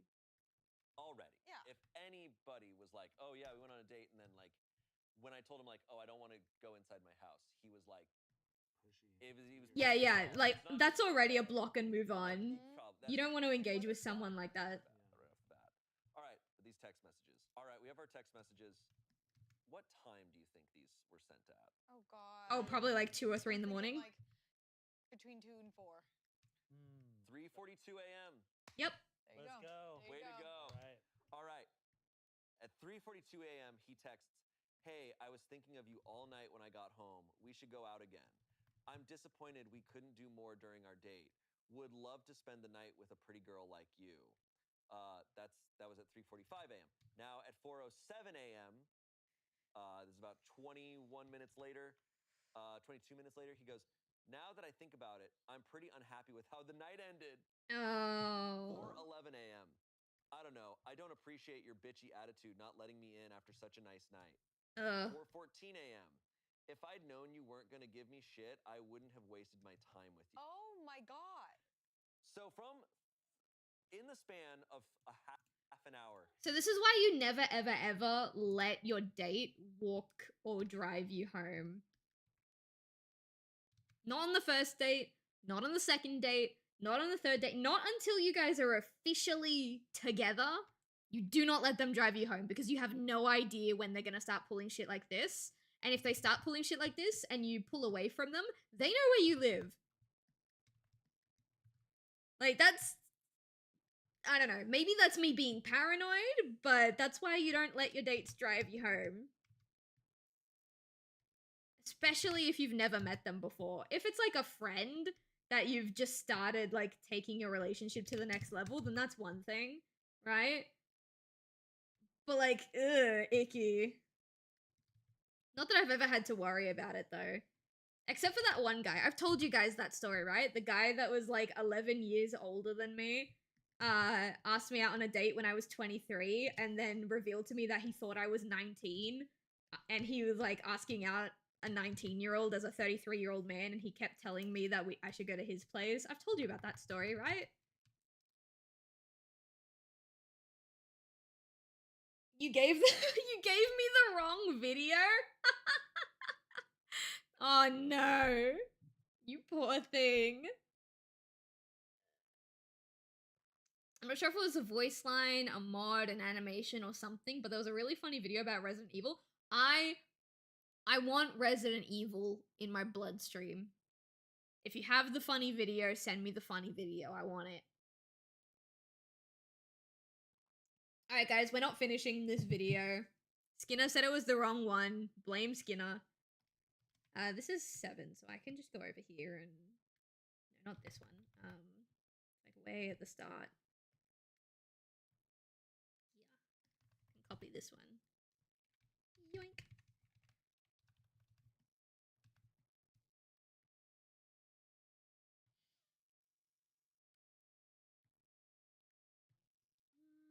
This is Caden's really big, oh, I'm a sad boy, feel sad for me speech. Here we go.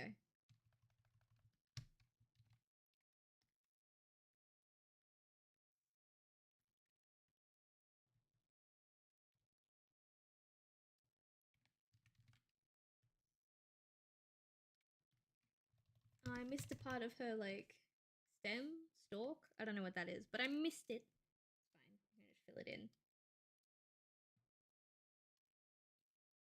Chat GPT, can you make me a good first impression? Mods, lifetime ban. No, I'm kidding. I'm kidding. I'm kidding. Ew, Chat GPT, gross. Alright, we have the correct video now. Pretty unhappy with how the night ended. This is the same video. This is the same video. Skinner? The link is different, but the video is the same. I got home. What? How did you send me 2 different links that go to the same video? These text messages. How did you do that? How did you do that? How?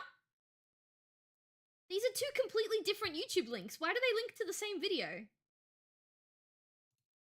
Hi, welcome to Smart. What? Skinner, how did you do that? Not the external dungeon. All roads lead to the same video. It's the same fucking video.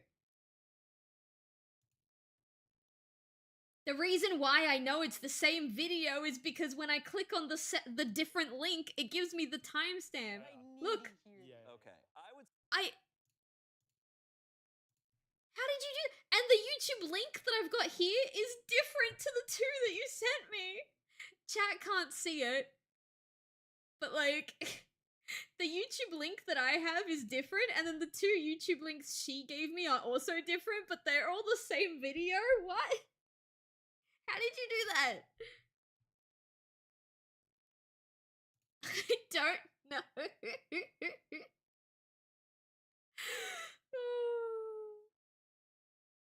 Skinner, this is awful. Skinner, I hold grudges. I hope you remember this. Don't be wasting my time. I thought it was the wrong... Okay, look, it's fine, it's fine. We got the video. We're getting back to it now. 4:11 a.m. It's gonna be fine. No, I don't appreciate your bitchy attitude not letting me in after such a nice night. 4:14 a.m. If I'd known you weren't gonna... But yeah, like, honestly, my time with you. the second The second he tries to make his way into your house after you've already said no is the second you block and like get rid of him. No, I didn't. I had Wait a a terrible second. time. Like, You didn't there's give nothing me wrong with a guy consent. asking. If you're on a first date and he dude. takes you Okay, so home, he leaves it at that at and 4:14 a.m. 7:30 a.m. if a guy like walks you home after the first date, there's nothing wrong with him asking to come inside. There's nothing wrong with him being like, "Hey, do you want to continue the date inside or whatever?" But the second you say no, like that should be it. I feel like if you say no, I don't want you to come inside, or no, I'm tired, or like, you know, I wasn't expecting guests or whatever, any variation of no or anything that's not an explicit yes come in, like that should be it. You shouldn't be forcing it after that. She texts him, WTF is your problem. I don't appreciate being spoken to in that way, and that was really uncalled for. If this is how you're gonna act, I don't want to continue talking. Yeah, 11:21 valid, valid, a.m. valid. He responds, Had to sleep some off. I Yeah, guess. yeah. and I'm gonna even read out the misspellings because Okay, it's funny. awesome. Oh, okay, okay. There's only one, but it's funny. Holy shit. I am so sorry for all of that. I got drunk last night and don't remember shit. Please ignore that. I didn't mean a word I said and don't think of you like that at all. I don't believe 15 you. minutes later. I know you are probably pretty unhappy with me, but I wanted to make things right. How about we go see that movie that you told me about so I can make things up to you? No. Smiley face. No. Nar. No. I'm No. I'm really surprised we didn't get. No. I've cut off men for less. I know next to nothing about Resident Evil. Don't even know if the video is about the game, so I'm just about to ask a dumbass question. No, ask. Ask. When it comes to like Resident Evil or Silent Hill or like anything like horror related, there are no dumb questions. Ask and I will answer. If I can. Most of the time I can. I don't believe him either. Chat, I was like hanging out with this guy maybe 3 years ago, maybe 4 years ago. And I think that he thinks we were going on dates, but I didn't think we were going on dates. I think we were just two friends hanging out. I didn't realize that he could have interpreted what we were doing as going on dates. And so like there was a time where I was at his strip club because he was the manager of a strip club, and he was talking to me about like a company dinner, like a karaoke thing, and he was like, "Oh yeah, and like we all have +1s, so you can come with me." And I don't know any of his coworkers. I didn't know any of them like that, and I wanted to go to karaoke, but I wasn't comfortable, so I was just like, "Oh, you know, I will let you know if I can make it." And he puts his hands on my shoulders and he squeezes my shoulders and he goes, "No, you're coming with me." And that was like the last interaction I ever had with him. Like that was it. The second he pulled that shit, I was like, "Nah, I am not engaging with this man anymore." And to this day, people who we were mutuals with ask him why we don't talk anymore, and he tells them that he's got no idea why I don't talk to him anymore, which I think is hilarious. But like he did a whole bunch of other weird shit as well. That's not the only weird thing he did to me, but that was the straw that broke the camel's back. I gave him a lot of benefit of the doubt before that. Who's the cowboy that can control metal? Ooh, I don't think that's Resident Evil. Funnily enough, I don't know this because like I haven't played them, but that sounds like something you'd find in like what are they called? Metal Gear Solid. A cowboy that can control metal sounds like something you would find in a Metal Gear Solid game. But I don't think it's in a Resident Evil title. At least not from the ones I've played. I've played all the mainline ones, except for 6. I haven't played 6. Get a haha. I know. You know, like Zero I was haha. really, No, I was don't really hate me. looking You're for. so sexy. Or a Haha. lol. Yeah. Or a lol or Yeah, or a LMAO. Yeah. No, don't talk to this guy. I think if you like show that like you're this kind of like mythical Jekyll and Hyde thing when you're drunk, like that's a red flag in and of Yes. itself. Yeah, like that's, It's yeah. a red flag no matter what, because his excuse is, oh, after our date last night, I went and got drunk. so drunk that and then I got mean after I got drunk, I'd be like, hey man, there's no way out of this one. This one's bad. Also, Yeah, you actually, wanna yeah, I ask, agree like, with take him that. out again. Like, no, you have not earned that yet. Like, Yeah. even if she wanted to consider giving him another chance, he needs to work back that trust all over again. This isn't a relationship that they've been in a while. They are two people who met on an app. She's still getting to know you.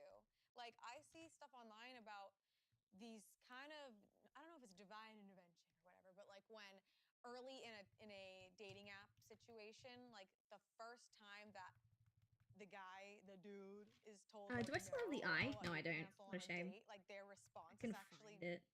a very telling blessing of like someone Yeah. was like, hey, I actually had to cancel on a Tinder date last minute and he exploded at me. Right. Like stuff like that is I don't get stuff like those that. are the most important Like, you moments. don't know I've this even heard person. of Like, what's the and issue? I don't agree with this as a test, but I've heard of Doing it on purpose.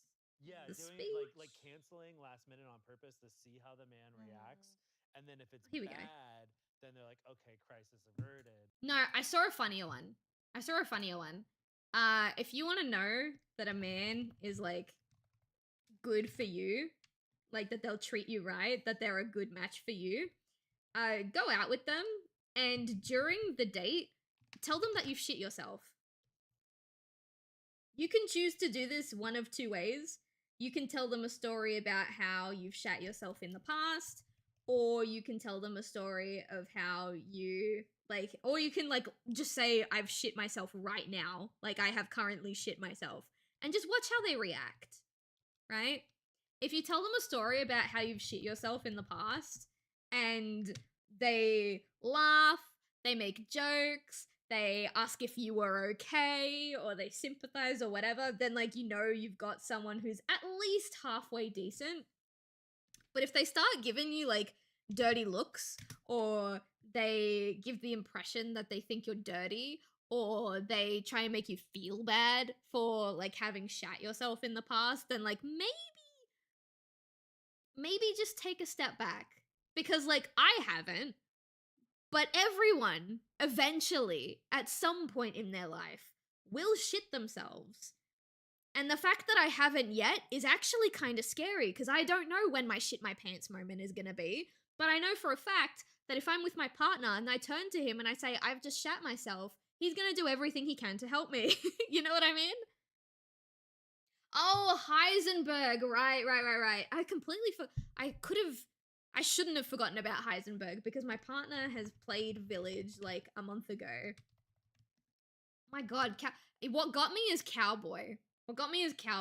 I personally don't view Heisenberg as like cowboy stereotype, but at the same time, I can totally see why someone else would. That makes sense. Where did the shit my pants story come from? So, the Smosh guys were talking about how you can vet a Tinder date by canceling on them last minute. And if they get really angry that you're like canceling on them, or they throw a fit, then it's like, you know, crisis averted. You know, you like kind of dodged a bullet. The guy wasn't that great. And I was just saying that like a funnier way to test someone to see if they're date material is to tell them that you've shit yourself. All right, I'm out of drink. I'm gonna go get another drink. Give me like 2 seconds, because the fridge is maybe like 3 or 4 steps away. I'll be right back.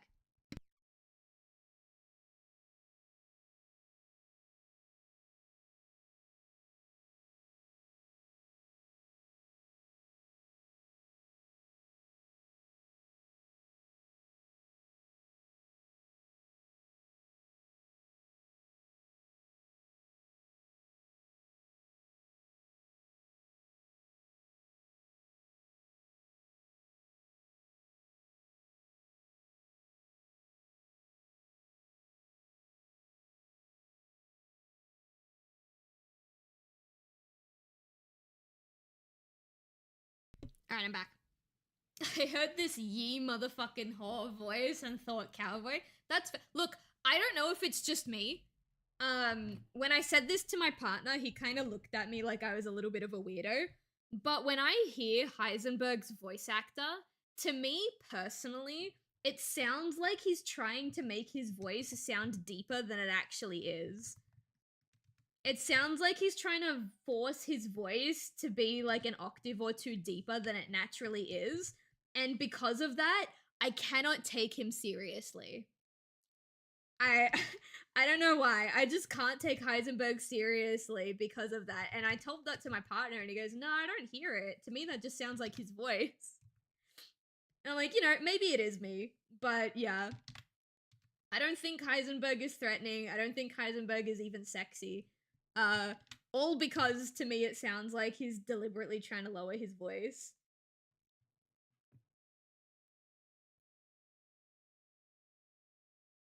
Look up Carl Heisenberg John Mama. Okay, I will, but we'll get Skinner, is there a particular part of this video you wanted me to see? Because I just looked at the timestamp and it's like an hour long. And I'm happy to have it on for the rest of the stream, but also I just wanted to know if there was a particular part of it that you wanted me to see.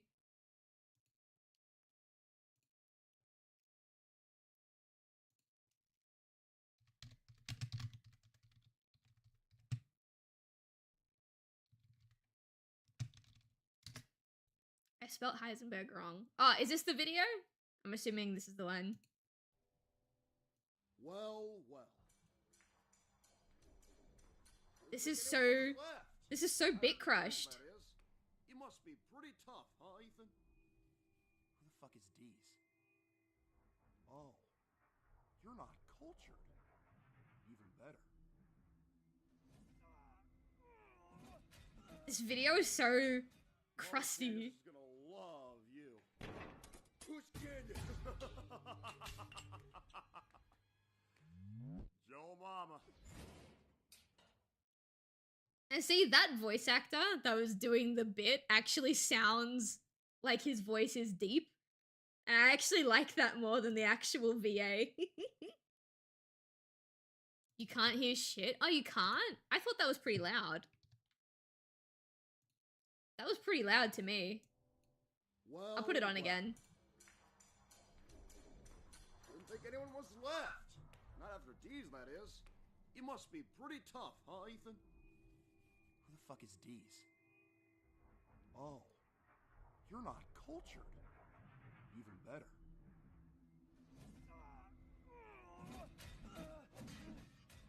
Mother Candace is gonna love you. Who's Candace? Joe Mama. You know what? That is the energy that Heisenberg. Oh, chat, look, it's my stream. Chat, look, that's me. Yo.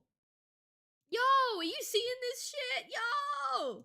That's me. All right, sorry. Sorry, everybody. Oh my god. Oh, good. You guys heard it that time. Okay, good. Oh, it turned off. Just a Western voice saying your mama kills me. That's pretty funny. It was pretty funny. I did like it. 24-minute mark. All right.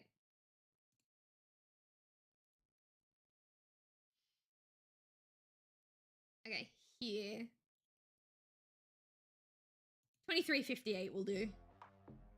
Oh no, I hate this ad. This ad creeps me the fuck out. Get out of here. You'll hear something in passing, or they'll mention something. It's like, sweet, awesome, and he had that a month before her birthday. Like, He slam dunk, and he does this. I'm like, do you want to break up? Just break up. Like, oh my god, man.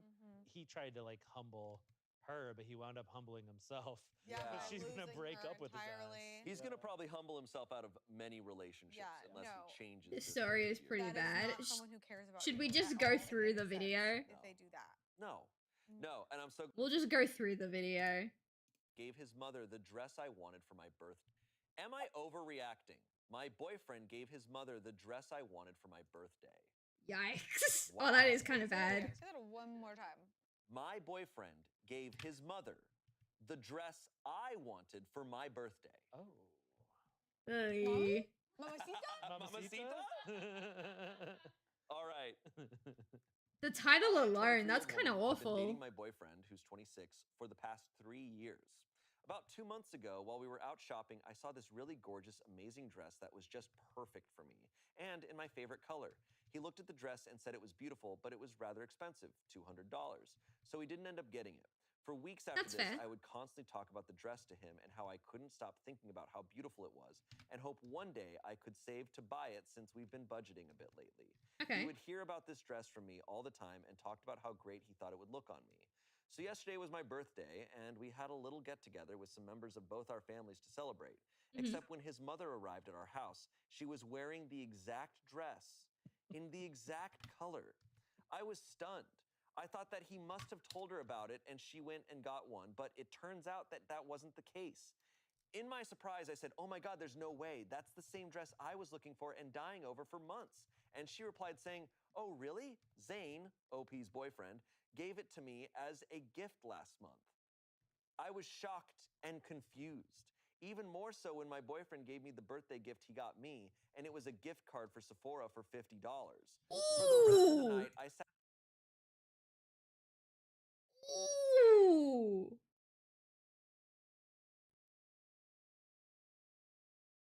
I need to sit with that for a bit. Yo!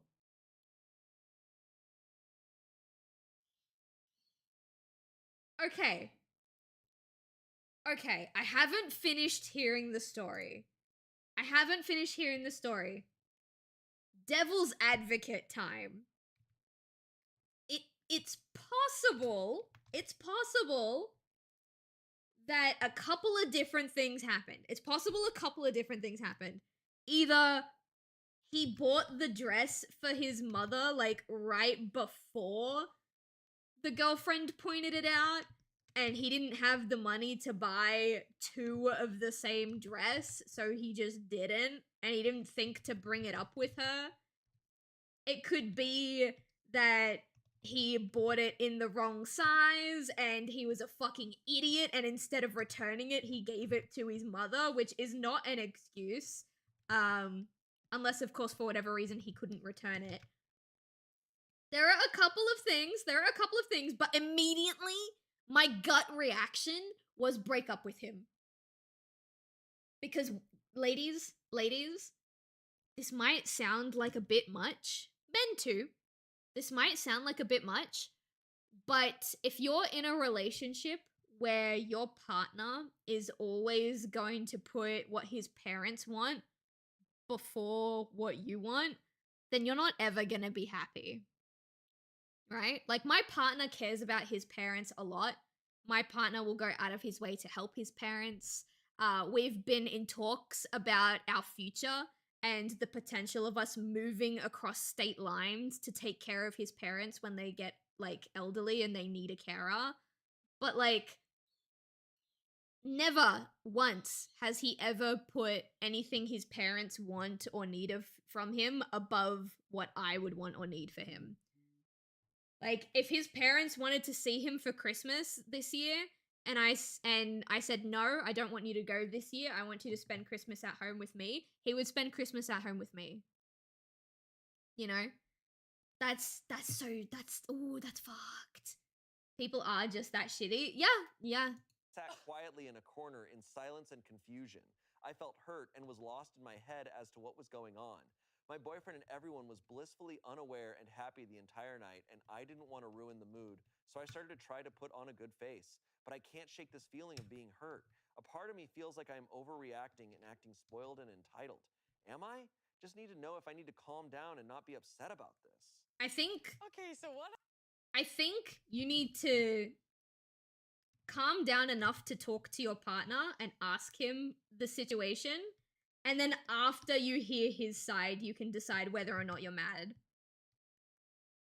Like, I don't know. My gut reaction is to be upset.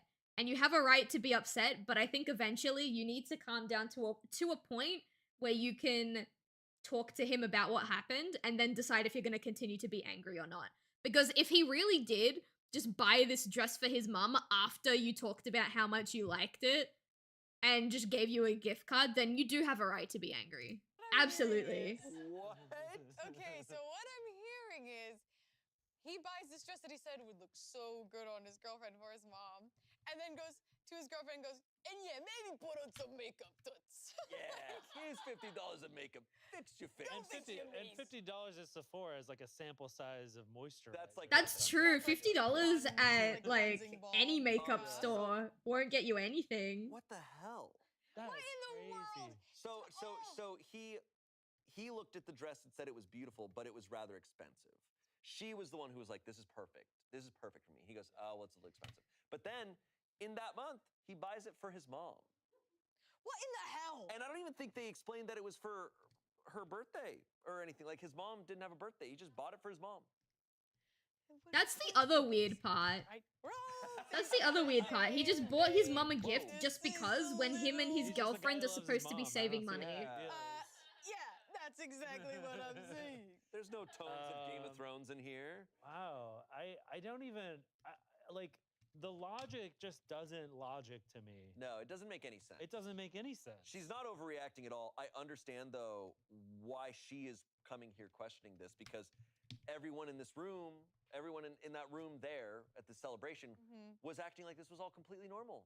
But that's probably because they didn't understand. Bought it for your mom. Everyone in the room probably thought it wasn't a big deal because no one in the room like knows how much she was talking about that dress and how much she wanted that dress. I feel like if everyone in the room had the context that we were given, like their reactions would have been different. You know what I mean? Talk it out because it may not be malicious, just stupid. Yeah, what's that quote? Don't assign to malice what you can easily assign to ignorance or something like that. I don't remember the quote. I probably butchered it. But like, again, you don't have to do this. It's just when people do stuff that are hurtful to me, I like to try and give them benefit of the doubt and talk to them. And then if after or even during my conversation with them, they show me signs that like what they did was a deliberate attempt to hurt me, then you're just like, oh, whatever. Then you can be a bitch. You know what I mean? That's just how I like to handle things, though. Not everyone is like that. You know what would have been worse? A $200 gift card. Would that have been worse? I feel like... Whoa, what happened there? Hang on. I feel like it could have been worse. You know what? No, you know what would have been worse? If he didn't get her anything and his excuse was that money was really tight and he couldn't afford to get her a present. Because then that would imply that he could have bought her something, but he chose to spend that money on his mom instead. I think that would have been worse. Mom instead, for his mom instead. Right. And hey, that's just how it goes, whatever. I mean, let's entertain the fact that, okay, they've been in a relationship for 3 years.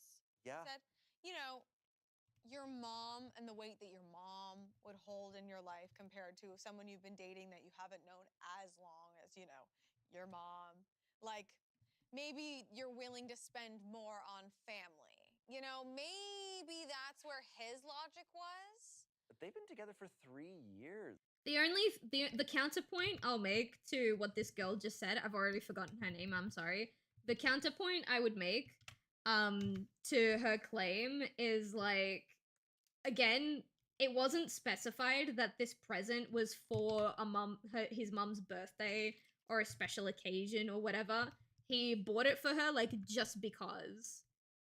And sure, there are some people out there who buy presents for their parents and their family members just because, but I think obviously this part is just speculation, but because him and his girlfriend were trying to save money, I'm willing to bet that he wouldn't buy her nice things just because. And so the fact that he was like, oh, it's too expensive, we're saving money, and again, this part is assumption, he wouldn't buy her nice things just so that she could have nice things under the guise of saving money. And then he bought his mom the dress that he said was too expensive for no special occasion or anything, just because he wanted to. That's kind of weird. That's kind of weird. If you're willing to spend money on someone just because without a special occasion, then I feel like your partner should also be one of them. I'm not saying he has to buy things for his partner without reason, and he's not allowed to buy his family members anything else ever. I just think that's a little odd. That, like, I don't know. I think I'm using too many words to express how I feel right now. It's like 3 years is where I'm like, Yeah, hey, that's a exactly. serious relationship. So like, it's weird. I'm just like, is it head trauma? Did he think that like his mom? Did he think that his mom was his girlfriend? Like It's when about to be some head trauma. he got them mixed up. Like I don't I'm know like who's Italian. I'm like, did he He's go gonna- back to the mall and he's like, oh, the dress. There was a woman that said that she was a wanted this woman. dress. Who did I? There's only buy? 2 women in my life. Oh, That's right. It could have been. 50-50, It could flip a have been coin, just I guess it was my stupidity. mom. Oh my Yeah. god. I need to know. I have so many questions.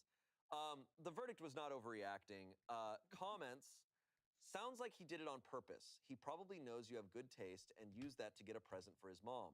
Was it a gift for something specific or just a gift out of nowhere? He had to know you'd see her wearing it. What was he thinking? Sounds like he wasn't, to be honest. Sounds like he's a mama's boy and didn't put in any Yeah, it effort honestly in the does gift. sound like he wasn't I'd be thinking. livid. Don't put up with this BS, girl. You deserve better. If you want to talk it out with him, do that and see what he says. But I don't know, it doesn't seem worth it to me. But if you do, mention how it was obvious that you wanted that dress and how hurtful it was that he gifted it to his mom and not you when he knew you loved that dress. OP responded, saying, a part of me also had this thought. Was this intentional and planned? Then I thought I was being paranoid and they would never do that. But then thinking more, I then thought it had to be done on purpose. My head is in circles trying to piece it together. Someone said, babe, there is no way a 26-year-old man is this oblivious. He is treating you like dirt. It's not about the dollar value of your birthday present. It's that it was just a gift card with zero thought. Then for him to know how much you've been banging on about this dress and to randomly That's buy it the for his other thing. mother is I do agree with that. It's not about the dollar value of the gift. It's the fact that it was a gift card. And there are some people, when you ask them what they want for their birthday or for Christmas or whatever, they will just tell you to get them a gift card. And I think if you get someone a gift card after they asked you to, then they can't really get mad if you got them the gift card that they asked for. But for your girlfriend, I don't know. I think it's a bit tacky to give your girlfriend a gift card. Again, unless they specifically ask for it, but we know she didn't. We know that she wanted this dress. And here's the thing. If he got her a present that wasn't a gift card, it's sure, it still would have hurt to see his mum wearing the dress, but it wouldn't have hurt as much. And if he got her a present that wasn't the dress, and his mum didn't wear the dress, she probably wouldn't have been upset about it. And that's the fucked up part. It's like, it's not about the monetary value, like, at all. is beyond strange. Mhm. You're 23. Most Just guys are quietly that ends a oblivious. My relationship. partner's You not, don't thank the even need heavens. to cite this as the reason. He and his mama will gaslight you anyway. Just say you don't feel the same and are ending it. Don't say more. Someone said, I would be upset too. It's okay that he gets his mother a present more expensive than yours, but buying the thing you wanted so much for his mom and letting her wear it at your birthday, that's either stupid or really mean. I agree with that Yeah, comment. I mean, okay. Like, the he can buy previous stuff commenter, more like, expensive guys, for his it's not mom, like we but can't that just go, in like, particular it sounds like was... he's like, just flee the country Yeah. and start over. Yeah. You're 23. Like, No, I that's a little bit far. so desperately want OP to just ask why. Yeah. Like, that's all I want. Because, yeah, OP is not crazy. They were talking about this dress constantly for months. Like, Yeah. there's no mistake here. Right. Oh, okay. The boyfriend knows. Okay, so she was talking about the dress for multiple months. And he bought the dress for his mother a month ago. So he definitely bought it after the girlfriend was hyping up how much she wanted it. Okay.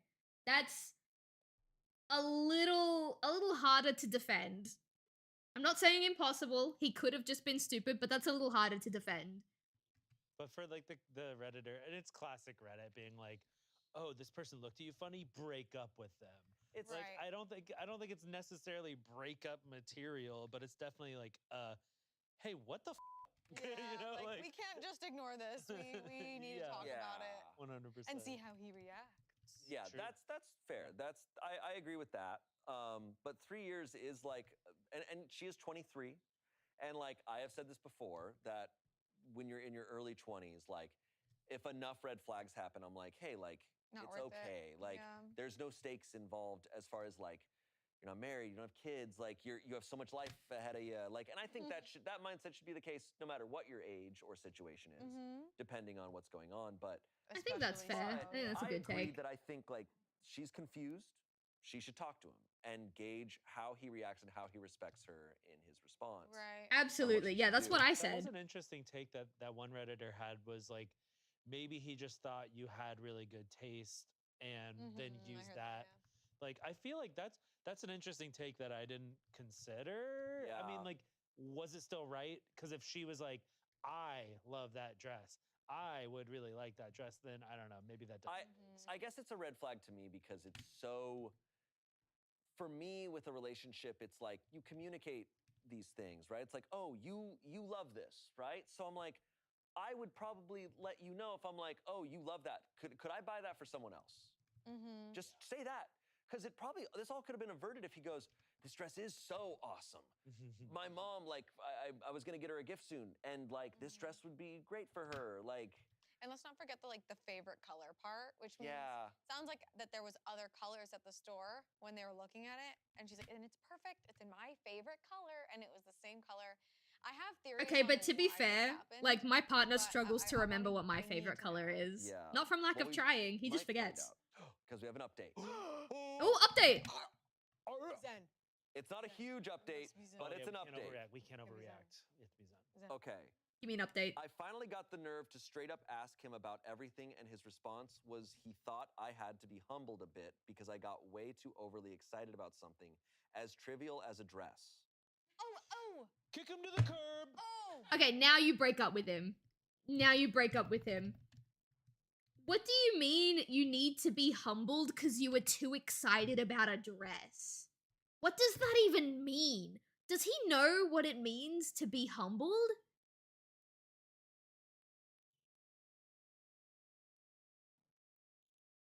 What the, like, that's, I'm sorry, like, there's no saving that. You don't come back from that. You were too excited about the dress. You needed to be humbled. What in the holy fuck? Okay, even I say break up with him. Yeah! Heaven forbid you're too excited about something. My partner has listened to me ramble about all of the things that I would like to buy for myself for hours. Hours at a time. My partner was with me when I sold out of my SNU units twice at that convention. And when I was jumping up and down and being all giddy and excited about it. And you know what he told me? He said he was just as excited as I was. Not once. If someone in your life, not just a romantic partner, anyone, a coworker, a friend, a family member, anyone, if they try and put you down by saying that you are too excited about the idea of having something or doing something, I don't know if they should be in your life. Now, granted, there is a fine line. There are some parents in particular who might tell you to temper your expectations because they want to protect you. My mother used to do that a lot, but that's not what he did. He deliberately wanted to humiliate her because she was excited about having a dress. That's disgusting. God forbid I was excited for a figurine. Exactly. Exactly. That's like if I told my partner when he came home that I bought the SNU samples and I was so excited for them to come in and he was like, oh, you need to be humbled. And he like, I don't know, made a more successful plushie line. I don't know, the allegory is gone. That's why I keep telling my oldest brother he's the worst. Sorry, I'm sorry, that made me laugh. He thought it would be fun to see my reaction to it all. Fun? Sorry. Where's Ed? Where's Ed? It's okay. Everything's fine.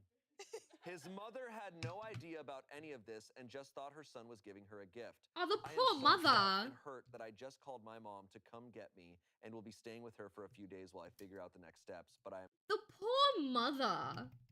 Actually, she had no idea. She just thought her son was being nice to her.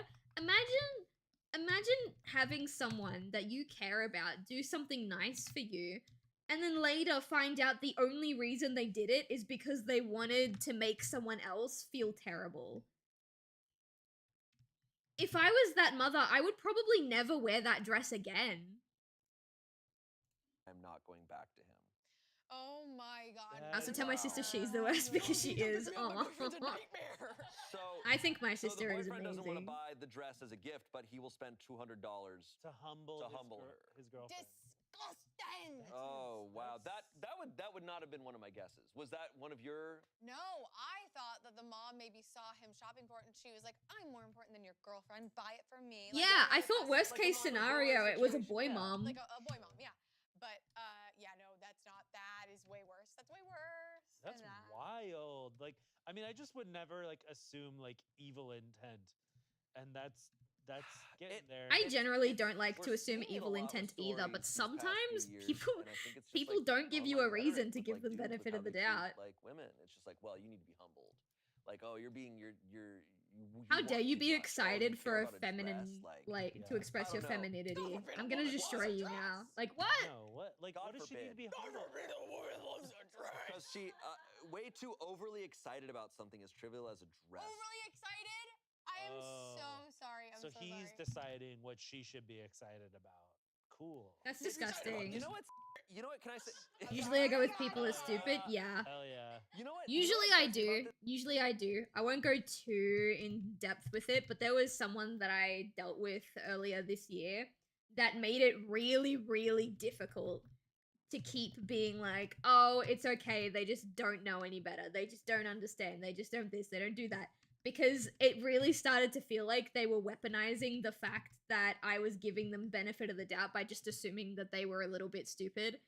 And like at that point, it's like you're just weaponizing your stupidity at this point. Like that's dumb. Get out of here. This is because I'm someone. I would never buy my struggle parents something sometimes just with, to make like, someone else buying feel people bad. gifts. Exactly. It's not always easy. It's like, what do you? How what do give you people, how do you right? do that? And sometimes you get a perfect like serve up where someone you get to hear that someone goes, "Oh my god, this thing! I want this thing," and you're like, "Yeah, like now I know that you want this thing," and like Yeah, and it makes that shopping for them happens- I feel like it easier. happens all the time around the office where like I don't know what to get someone, but then you'll hear something in passing or they'll mention something. It's like sweet, awesome, and he had that a month before her birthday. Like, He slam dunk, and he does this. I'm like, You know what? Hang on, no. Do you want to break up? The fact that his reasoning was that he felt like his girlfriend should be humbled makes the fact that her gift was a $50 Sephora card so much worse. The fact that he bought his mum the dress because he felt she needed to be humbled makes the gift card so much worse. Because now, I don't know if this was his intent, but now that implies that she was too excited for the dress and it's like you don't even look good enough to wear the dress. Focus on your makeup first. Focus on looking better. And like the girl said it before, like she said that that's how she felt before, and I was inclined to disagree with her because again, we didn't know any extra information at that time. I didn't get that impression, but now after hearing why he bought his mum the dress, yeah, absolutely that's what he was doing. Abso-fucking-lutely that's what she was doing. Fucking hell. Just break up. Like, oh my god, man. He tried He to spent like, humble $250 he spent her, he wound up humbling $250 himself. to Yeah, embarrass he's his gonna break up with girlfriend. her. Entirely. He's gonna probably humble himself out of many relationships Yeah, unless no. he changes this behavior. that is not someone who cares about you at all in any sense. Yeah, to think agreed. that. No, no, and I'm so glad she immediately. Both of these people have reacted very properly in walking away. Mhm. Truly, some people hate joy. Some people just hate All right. whimsy, it's true. Next story. The title is a good one. Okay. Wow. Okay, so you're just gonna hold it over our heads like that. You're a little too excited about this story, buddy. Hey, Zen. Okay, I'm sorry. Zen. I'm sorry. Am I overreacting? She shit with me in the shower.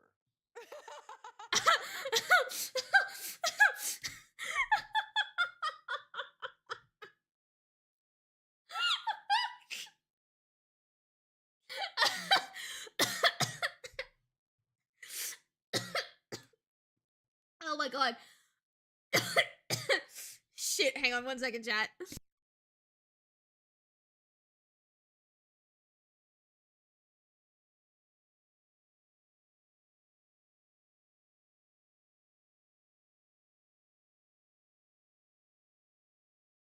Alright. I have questions. Okay. Were they showering together? And she shat in the shower and like waffle stomped in the shower? Or do they have a bathroom where the toilet is in the same room as the shower and she was taking a shit while he was in the shower? This is very important. This information is extremely important for me to decide what's going on here. Oh, okay. I'm gonna need some more details. All right, I actually think this. I'm trying to gauge what exactly is happening here. I think some people is it could a be waffle divided. stomp? Did she shit in the okay, No, oh no. Thank you for the clip, Many Skinner. versions of this. I wanna, cause I wanna. Okay. Yeah. This is so interesting because it could mean so many things. Yeah. Wix. Agreed. This could mean so many things. I'm a little bit scared, actually. Hello, long-time lurker, first-time poster. Throw away because I don't want this affiliated with my main. I, a 22-year-old woman, have been dating this girl, a 21-year-old woman. Oh, they're for about 3 lesbians months, too. and it's Oh been my great. god. The only red flag I've seen before this was she was a bit messy, leaving things without putting them away, including trash. Anyway, yesterday, Sorry.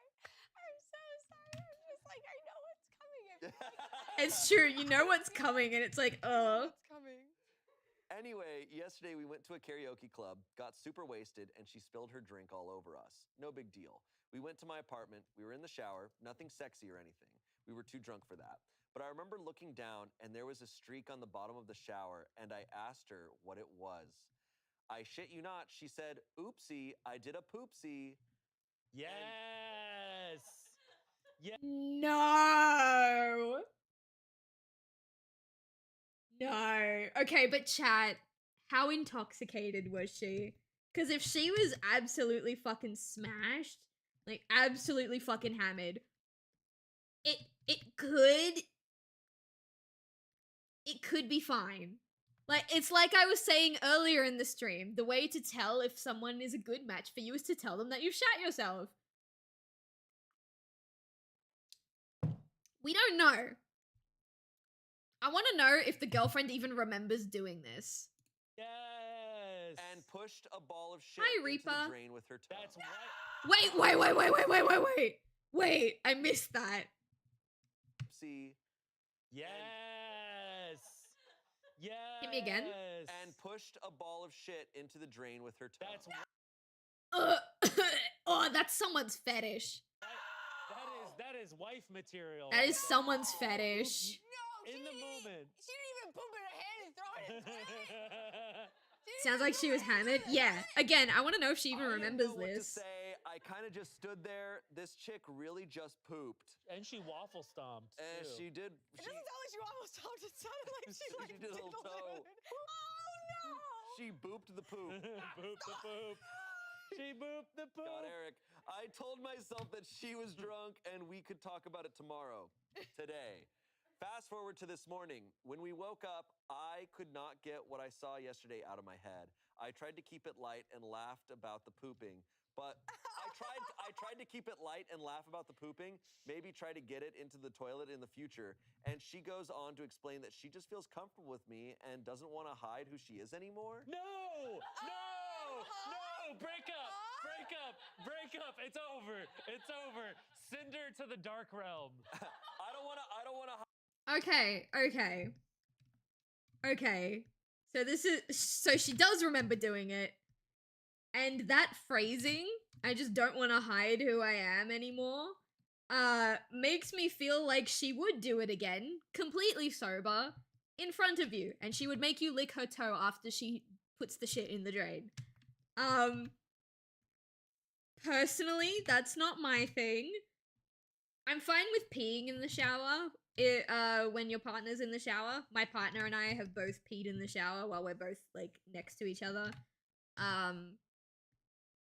Some people it doesn't matter. Some people it matters a lot, okay? If my partner shat in the shower, like, what would I do? I would make fun of him a little bit, but then, like, if he refused to take it out of the shower, then we would have a problem. I don't think shitting in the shower is inherently... Okay, wait, I need to pick my next words very carefully. If you're really, really drunk and you shit in the shower, or let's say it just falls out, right? You don't have to force it or anything, it just falls out. Then that in and of itself is not an issue. What you choose to do afterwards is the issue, right? Like, she was absolutely hammered. So if she shat herself and she said oopsie poopsie or whatever she said, and she like scooped it up and put it in the toilet, that's still kind of disgusting, but at the same time, that's way better than what she did, you know? I think that's fine. It's... I don't know. There's more? Oh, Christ. I remember all the funny stuff Anthony and Ian did in food battles. I was not a Smosh kid. I don't really know a lot of their content. This was recommended to me by Skinner. Hide who I am anymore. The trash man. I throw trash. To constantly do it consciously, yeah, that's where it's an issue. I asked if she poops in the shower all the time. She does. I asked if she could refrain from doing so in my shower, and she agreed. I just feel like I can't move past this and look at her the same and kind of want to break up with her. Am I overreacting? All right. Okay. Can we let's spin back real quick. Okay. I'm curious to see what they I thought say. this was maybe gonna be is the more normal version of this. Where you're in the shower and then she... Where you're in the shower and uses someone the comes toilet. in and they use the toilet, Which right? is Yeah. fine. Which I think, like, I feel like there's plenty of relationships out there where they go, that's normal. Yeah, And then there's plenty of relationships where I feel like they go, no. Like, but I'm like, this is, I've said this before, my view on relationships is like, it's like those day-to-day things that are huge, right? Where it's like how you view the bathroom, how you guys share the bathroom together. Do you shut the bathroom door? Do you leave the bathroom door open? This is all, and the way they entered this arena, and she is saying, hey, this is who I am. And look, when someone tells you who they are, Believe them. Yep. even if they're, definitely when they're shitting actively while they say it.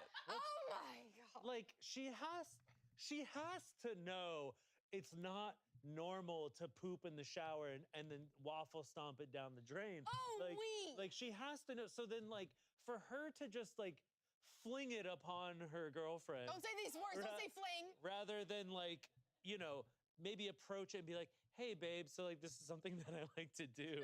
Like, Yeah, she did just kind of, that's no crazy. pun intended, she did just kind of dump this on her girlfriend with no warning whatsoever. As a former professional cleaner, I find it to be a no. I think waffle stomping is just, like, inconsiderate above all else, you know? It's gonna cause so many drain problems in the future. Like, if you want to overlook the hygiene, it's just impractical. I'm not saying break up with her, but no. I'm saying maybe get her into some sort of, like, behavioral therapy, maybe figure out why she does it, you know? Clearly something has happened that makes her think this is okay. Maybe you can work through it, but at the same time, you don't have to. If you choose that this is not a battle that you want to fight, that is okay. You know? You don't owe people anything. And I think that's what makes relationships so special. You don't owe them anything, but you choose to do things for them, you know? I hate that I know what waffle stomping is even before this. Yeah, it's gross. The drainage situation is something I also wanted to bring up. Yeah. Like, even if you want to ignore the hygiene, like, that's just so not good for the drain. By the way, the poop in your hand thrown in the toilet it's a joke. It's something that I heard from someone, and I thought it was so There's a funny, famous- and there's I a just famous- love repeating it to whenever there's an How opportunity. many monkeys do There's it? a famous Throw it in the toilet? Oh, There's a very- man. Yeah. Throw it. There's a very famous online clip of a guy not like that's what he was doing for all his life, and he didn't realize that wasn't normal. It's actually so we've read a lot, Yeah. and this is a thing where people like Yeah, we have. because it's not something people discuss in an adulthood or just even at a certain point, people have very unique bathroom habits Yeah. that were probably normalized in their family growing up, Right. and then they never learned that it wasn't normal But because then, it's not discussed. That could be the case, and yeah. that's fine. Everybody's got their routine. But then when another person is in the shower with you, it becomes a different thing. Yeah, that's Yeah, also I wanna like know, a does she health wash her thing legs? to have someone At Mr. Print, we else print the be perfect like cards in for the perfect proximity of your price. shit. From fun to fancy, we print hundreds of designs to spark. Like, is she the type to just do like pits and bits and air, or does she? And Does she? Yeah, was it a And log then or what- was and it then like what- pellets? What like Bits, pits, shits. Yeah. Here's the thing. And then like, in what does she do first? Does she shit first and then wash? Because I feel like that would be the Yeah, same. that'd we're be what really you have to going do. into this, huh? So, but let's assume we've got some people in the chat who do this.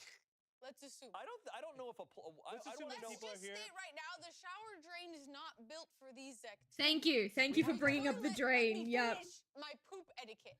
yep. The drain is not The built for toilet this. is built in a sense where the material, there's things are not Getting supposed to hammered and then catch having diarrhea on in the these shower is one pipings thing, and but a things very because unique that's a lot bathroom of habit is bacteria another. and whatever. Exactly. The shower drain. If it was just a cannot handle one-time that. It thing can and like barely she did it handle because she was really like, drunk, I would this, say or, maybe like, you're freaking- overreacting just a I little don't know. bit. But you know what I'm But if saying? this is a conscious delete the effort, piss part. like conscious habit that she has even when she's Not my sober, this is piss. kind of weird. Hair. It can barely handle hair. It can barely handle Yeah. freaking conditioner sometimes, or an exfoliant. God forbid I use an exfoliating wash. But like, so just understand if you are a shower pooper, that's what's happening. I'm very excited. I'm very excited to look at the comments because you know we're gonna have a few comments of plumber here. Actually, Yeah, actually, I want to see the Actually, plumbers in the she's comments. pipe standing up. scientist here. Actually, I also like. I'm curious. Like, was she just full standing or did she take a squat? I think she was standing. I think she was That- yeah. standing. Wow, this It just rolled sounds down your leg. uncomfortable. Because if she was squatting, the girlfriend would have noticed I before just that. can't fathom. Like, maybe she's been doing that like in her shower, Probably. like Yeah. without him for a long time, and just you Without her, never it was a know. lesbian couple. Yeah, Because and they're they've been by dating for 3 themselves. months. So like 3 months. in 3 months, so that That's a means lot of- she, that's that a means lot of she was showers. not shitting in the shower unless they had not showered together. But I don't know. This just seems like a brand new behavior that she is revealing to her. Yeah. The comments, the verdict, not overreacting. Oh, good. Fair. Comments, nope. She is just a nasty, disgusting person. Oh, I don't care how comfortable people are with each other. Pooping in the shower is gross, and that should never, ever happen. And that she is so cavalier about it, just too much. You can never unsee that. Someone replied to that saying, right? This is just completely unacceptable. What else has she been keeping under wraps from OP? That's a serious hygiene/sanitary issue that can't be overlooked. Even if the girlfriend washed her feet and bleached the shower and her Right. feet afterwards, it still wouldn't make it okay. Yeah. Not to mention that OP said she's not good about picking up after herself, including trash. Chances are she is not bleaching her shower every time she poops in there. I just can't wrap my head around this not overreacting that it's common. Run, OP, run. Someone said, by the title, I was thinking girlfriend took a shit in the toilet while she was taking a shower. Yep, that's what prefer I someone to thought. wait until I was out of the bathroom, but if they couldn't hold it, it wouldn't be a deal breaker. In the shower with me? No, just no. And then on top of that, it wasn't a drunken one-off? Gross. I couldn't That's get the past worst that. part. It wasn't a OP drunken responded, one-off. You really can't. It's been replaying in my head today. I just Yeah. don't find her attractive anymore. yeah. And Yeah. and she is into foot stuff. Ew! Oh no. What? So your girlfriend has a foot fetish and she's like pushing her shit into the shower drain with her foot? OP? OP. I think your girlfriend is also into scat play. Is that what it's called, chat? I should have double checked. Is that what it's called when you have a thing for poop? Scat? Yeah. I'm sorry. If she's open about her foot fetish and she's playing with her shit with her foot, then yeah, she's also into shit. I put that toe in my mouth No! before. Ew, ew, ew, ew. Oh. I'm not saying ill because there's a toe in her mouth. I'm saying ill because that's the shit toe that's been in her mouth. You can suck on toes all you want. I don't care. But the toes have to be clean. The toes have to be clean. That's you put a shit toe in your mouth. Ew.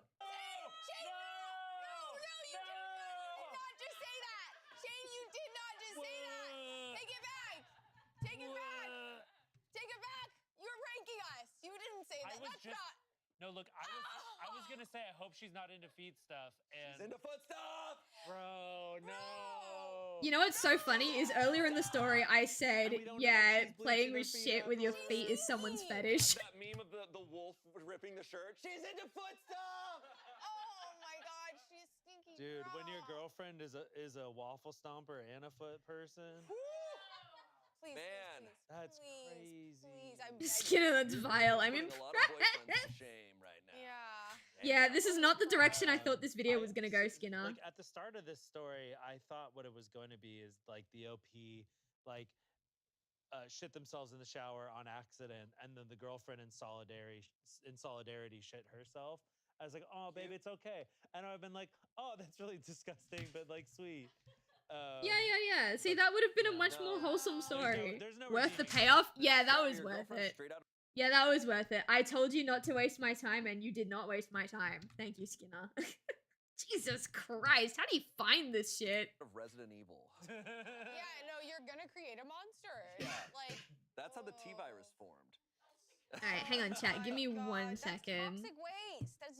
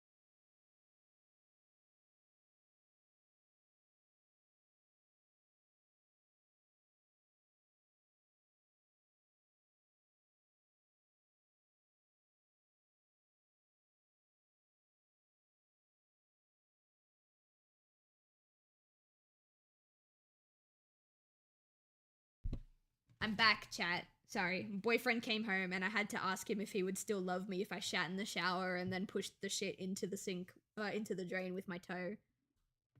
We don't need to talk about what his answer was. I watch them and read stuff while I'm playing Vampire Survivor. Oh, that's how you find this shit. Alright. What do you mean you don't have to play Vampire Survivor? What does that mean? Does the game play itself? Really? Is it like Pokemon where you just press like a button and it just auto walks? No, you speed it up, get enough power upgrades, and then just let the game play itself. Okay. It's fun. I've been thinking about playing Vampire Survivors on stream. I just don't know if my PC can handle it, because my PC can't handle like literally any game while I'm streaming. But it's high speed, isn't it? Once it gets really intensive, it could. Like, Yeah. my laptop would actually freak out a little. But my laptop is like getting on me now. We'll see. Because my fan started going crazy while I was streaming working on an animation project. And if it's starting to not be able to handle art streams, I'm getting worried. I can't afford a new computer. Oh. Hey chat, how much do you love silver? Stop! Anyway. Have fun, Bombini!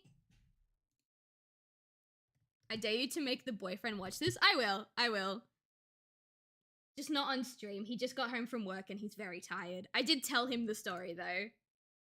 Alright, let's get back to it. You're putting it in your mouth. Put that girl on the train wreck poop cruise. Oh my god, yeah. She was the one who started it all. She started the poop cruise. She went, this is elementary shit to me. Yeah. Oh, where I belong. Yeah. I'm in my element. Yeah. How was the cruise? Amazing. Yeah. There's one last comment. You cannot spend your life with somebody that shits on the floor and mashes it down the drain with their foot. I feel like this isn't a thing that even needs to be verbalized. Oh yeah, my man. God. Oh, that is my a God. open and shut case. That might be one of the wildest stories I think we've. It's been a minute That's a fucking weird one. I don't know how they find this shit. Like an immediate egregious behavior like that. Mm-hmm. Wow. All right. So I guess she's like single now, or. Ian. Our next story. Am I overreacting at how my boyfriend talks to his roommate? Oh. Okay. That's a really good, like, that's such a good litmus test. Could go either way. Of your, when you're dating someone. Or I even refuse just to a know friend. what the poop cruise Like, is. There's a documentary treat about the other poop people cruise is on something that Reddit. should go On Reddit, on forward. Netflix, Skinner. But It's something really, that really you interesting ignore watch, all the actually. time. Yeah. Especially servers. Actually, fun fact: the mushroom snoo and the zombie snoo that I posted in the Discord server and on Bluesky months ago, I designed those snoos while I was watching the poop cruise documentary. Very interesting watch. Servers. If you see somebody like never say thank you to like a waiter or Right. something, you're Right. like, ooh. Yeah, it's a huge red flag. And then beyond that, even if they're nice to waiters and stuff, it's Made like a how they treat your documentary friends, how about the they treat mushroom their lady. friends. Ooh, I need to watch Like, that. that I actually matters don't know just what as the much as mushroom how they lady treat you. story is. Imagine being able to build anything. I don't need just to by imagine thinking I about it. can build anything. Do you know who I am? 44. Get out of here. I feel kind of weird about this. My boyfriend, who's 26, lives with his 31-year-old roommate, 31-year-old man, and has been since January of this year. It's the roommate's house. He just rents a room out to my boyfriend. I Okay. remember right when he moved in, my boyfriend didn't like that his roommate washed his dishes and went into his bathroom to get his trash. My boyfriend can be lazy, but he also works a lot, so I told him his roommate was probably just helping him out. Okay. Here's some text messages between OP's boyfriend and his roommate. So OP's boyfriend says, "Hey, so I don't want any issues, but can you not touch my things without my permission, please?" Roommate responds, "Your things? Like my dishes and stuff." "Oh, okay, yeah, I won't touch your things. I was just trying to help, that's all. I apologize." Oh. OP's boyfriend Okay. says, "Like going into my bathroom and getting my trash." Roommate responds, "I just try to collect all the trash before the garbage pickup, but I'll stay out of your things, I'm sorry. I don't go through your personal things, I just get the trash." Okay. Fast forward to now, where my boyfriend is working 12-hour shifts, and now all of a sudden he wants help. I told him he was out of line talking to him like that, but he said it's just because he's blunt and doesn't beat around the bush. But still, there's a way to get your point across, and you should be asking a hell of a lot nicer if you want someone to wash your dishes. Okay, so now I guess the boyfriend has flipped and now wants him to wash wants his dishes and do his shit. Got you. So OP's boyfriend texts his roommate saying, so when I work 12-hour shifts, I really don't want to come home to a pile of dishes in the sink. Okay, no. At first, I thought they were talking about the first interaction where it was like, hey, can you not go through my stuff? And like, I don't think he was being rude or blunt there. I think he was just being a little bit direct, like, hey, do you mind not going through my room to like pick up the dishes and whatever? Could have been worded better, but I didn't think that was rude. This is just, yeah. I'm sorry, your roommate's not your maid. Roommate says, what do you mean? I mean, if He needs to give his I mean, roommate if the cupcakes for dishes sit in the sink forgiveness. for 2 days, you can I want wash them. forgiveness cupcakes. I wash mine. Actually, I just want then cupcakes. You can wash mine? Not trying to start shit, but I'm tired as hell when I get off, and to see the dishes just piss me off. You're at home all day. You told me not to touch your things. I'm so confused right now. Boyfriend says, is it not common sense if I haven't washed the dishes in 2 days that something is wrong? Wow. The roommate says, yeah, I guess so. Don't be mad, please. I will wash them now. Oh my god. Oh my god. And then later, he says, they are cleaned, smiley face. I will keep them clean for you until you tell me to stop. I'm sorry. I should have been doing this guy is anyways. so I just didn't want nice. to overstep.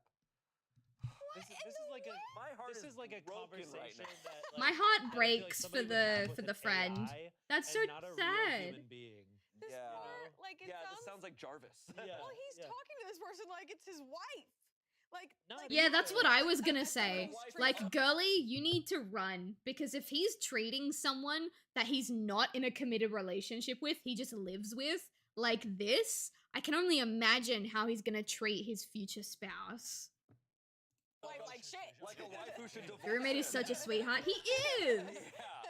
a bad life situation. Yeah. Like going like I don't want to. I come home from serving and bringing family food, and I'm sorry. Oh man, You've changed since this new haircut. This haircut's bringing out like an Italian man Yeah. constantly, where I'm like, No, I'm all for it. I had roommates, you know, for a year or so, and there was a lot of times where it's like I got annoyed that people left their own dishes in the sink a long time, but like people would wash each other's dishes on occasion. It was like this is like a thing.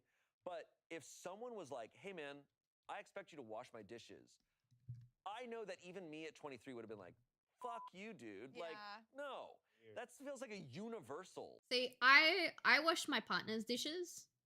I try my best to keep the kitchen clean. I do all of the cleaning and stuff. But the reason why we do that is because he started a new work position where he works more hours, but he makes more money. And he has agreed, he has agreed that he will pay more in rent. He will take a percentage of my rent off my shoulders and pay extra in rent in exchange for me doing a little bit more of the cleaning and like keeping the place tidy when he gets home, you know? And that's something that we sat down and we discussed like properly, like adults, you know? We had a proper conversation. We did the whole like, this is what I'm comfortable with. If you're comfortable with it, this is what I want in return. I don't want to force you to do anything, but I think this is a good trade for both of us, and we worked it out. And that's how it should be done. It shouldn't be done like this. This is disgusting. Like, that's not my job, bro. But to be asked, don't wash my dishes. Yes. Bro, you're being weird. Don't wash my dishes. But if they've been there for 2 days, okay, then like, how could you not wash them? Like, Isn't that obvious? It's common sense, okay, bro. king of the universe. She continues on saying, he says I'm being sensitive about this because I said he needs to apologize. Am I overreacting? I don't know. No, he needs to apologize. That was Also, rude. Is it just me, or does it seem like his roommate is scared of him or something? It does The seem like the constant roommate is apologizing scared. Seems weird. I've met his roommate and he's really nice, just shy and keeps to himself. The roommate literally said, please don't be mad. I think the roommate is Just trying scared. to keep the peace, you know. Yeah. Keep like the roommate situation positive. Like, I feel bad for the guy because he's obviously. I don't think he's scared because the boyfriend will hurt him, but he's scared of like losing a friend at the very least. Yeah, he's 5 years older. 31 versus 26. Like, how can you be like? I know it's not like a whole like you must respect your elders thing, but like for you to be talking down to this person as if like it just like what? Yeah, and I'm like, you got to figure out that's your responsibility. Your dishes, that's your responsibility. I don't care how many hours you're working. And you know, there is a human way to go about this. Yes, if you I can understand, like, even if someone was trying to do me a solid and going into my bathroom and getting my trash, I probably would be the same of like, hey, my bathroom is my space. Right. I appreciate it, but I got it. But My partner and I do the same thing. Like, when I clean the house and I make sure it's tidy for him, I don't clean his room because he told me that he's not comfortable with me going in there and cleaning his room. But if he's had a particularly tough week or he's talking to me about how stressed he is, sometimes I will offer it anyway. Like, hey, do you want me to, like, clean your room, or do you want me to go over your bathroom, or this, that, and the other? And he always says no. He always says no. But, like, you know what I mean? It's like I don't know. The guy needs to apologize is basically where I'm getting at. But it's like so sweet that this person does it. But then it's like, oh, now I'm working 12-hour days. I'd be like, hey, I'm so sorry I'm doing this to you, but I actually like really appreciate that you were doing that, especially now that I'm working really hard. So the boundary I set before is no longer there. Do whatever you feel. That's like, entirely fair. Poor roommate reads like he's being abused. Yeah. Happened could be fine if it came from a respectful place. Yeah. He is one of the most entitled people. Yeah. And that's the thing. Like, it's not about what he's asking for. It's the fact that he's so disrespectful in the way he's asking for it it. feels like he's losing and like losing the ground that he took by saying I'm sorry, never mind. He's going no, like he has. It gives like it just gives insecurity to me. Like this is this guy's house. Yeah. He's renting a room out of this guy's house. Right. And then making all these demands from this guy. Yeah. This boyfriend is very lucky that people have allowed him to treat them this way. Yeah. Yeah, I agree. This roommate owns this house. He's so entitled. This isn't even his house. And also doing things for him. Like that's like what? I kind of feel like it's not even it has nothing to do with the dishes or the trash. Like, not to get like, you know, unqualified psychologist on this, but like it sounds like he doesn't have much control over whatever else is going on in his life. And he's, Yeah, like, I would taking believe it that. out I on would say somebody that's else. possible. Actually, you need to do it this way. You need to do it this way because it sounds like, you know, maybe he doesn't sound like a happy person. No, he sounds awful. He does not sound like a happy person. OP needs to run. That is so That's yeah, I agree. To treat someone that horribly. And at that familiarity, imagine, you know. I'm just like, he's gonna do that to you. Like, Yeah, that's what I was have to saying. assume Yeah, he's going gonna do it to you. Unless you talk to him and he has a come to Jesus moment. He's like, oh, you're right. I'm being a horrible asshole. And which he hasn't done yet. We know that that's not going to happen. Yeah, she tried. No, he's too stuck in his ways. He's gonna fight her if she clearly not. confronts him. She tried to... She said, she was telling I him said he needs to apologize. Oh, okay. And he said, no, he you're says being she's being sensitive. Oh. Yeah. Oh. No, run. Yeah. The verdict, not overreacting. Comments, if your boyfriend was my roommate, the first thing I would have told him is I don't give a if he's working 60 hours a week. He's a big boy and needs to wash his own dishes. And on that note, I do not appreciate him leaving his dirty dishes in my sink for 2 days. If I stay home all day and do absolutely nothing, as the owner of this place, that is my right. In the future, I agree. if he wishes to continue renting my room, he needs to make sure his trash and dirty dishes are out of common areas within 24 hours, or I will be speaking with him. What a fucking tool. I wonder if anyone I agree with this entirely. It doesn't sound like it. OP responds, crazy thing is that the roommate doesn't sit at home all day doing nothing. He just works from home. This whole situation just made me feel gross and look at him differently. Yeah. Someone said, not overreacting. Poor roommate needs a spine because that's his mother effing house, and your boyfriend is being a complete asshole to him. Who the does he think he's talking to? Man better be glad he caught his roommate because most people would absolutely not bend to this BS. I'd shut that down so fast and he'd do his own dishes or get the out of my house. Your boyfriend is 100% a bully and quite like I said before, my partner and I have an agreement where I do most of the cleaning and he pays a little more in the rent. And we talked about that normally. If instead of sitting down and having that conversation and like discussing it properly, like the adults that we fucking are, if he came home instead and was like, oh my God, I'm having such a hard time at work. I'm doing this, I'm doing that. Like, I'm exhausted and the kitchen is a fucking mess. Like, you you need to do something about that. You need to be on that shit. I would have cracked the shits. I absolutely would have cracked the shits at him because while the concern is valid, you don't talk to people that way. If you talk to people that way, you're looking for a fight. You know what I mean? It's just, oh. Frankly, an indecisive, moody, entitled little shit. You seem lovely, and I hope he doesn't treat you this way. OP responded saying, he does not treat me like this, but now I'm kind of giving him the side eye. I don't see or speak to his roommate much when I go over, but he's very soft-spoken and from what I can see, clearly doesn't like confrontation. Lastly, someone said, it's not his house. He is telling the owner of the house to do the dishes he used and is justifying being a slob, leaving the dishes he used because he is tired from work. After he went off on the owner of the house for keeping the place clean, your boyfriend is an ignorant man-child. And if I was the owner of the house, I'd tell him he has 30 days notice to vacate. Your boyfriend needs to grow up and learn respect and manners, regardless of his shift length. I agree. Yeah, that...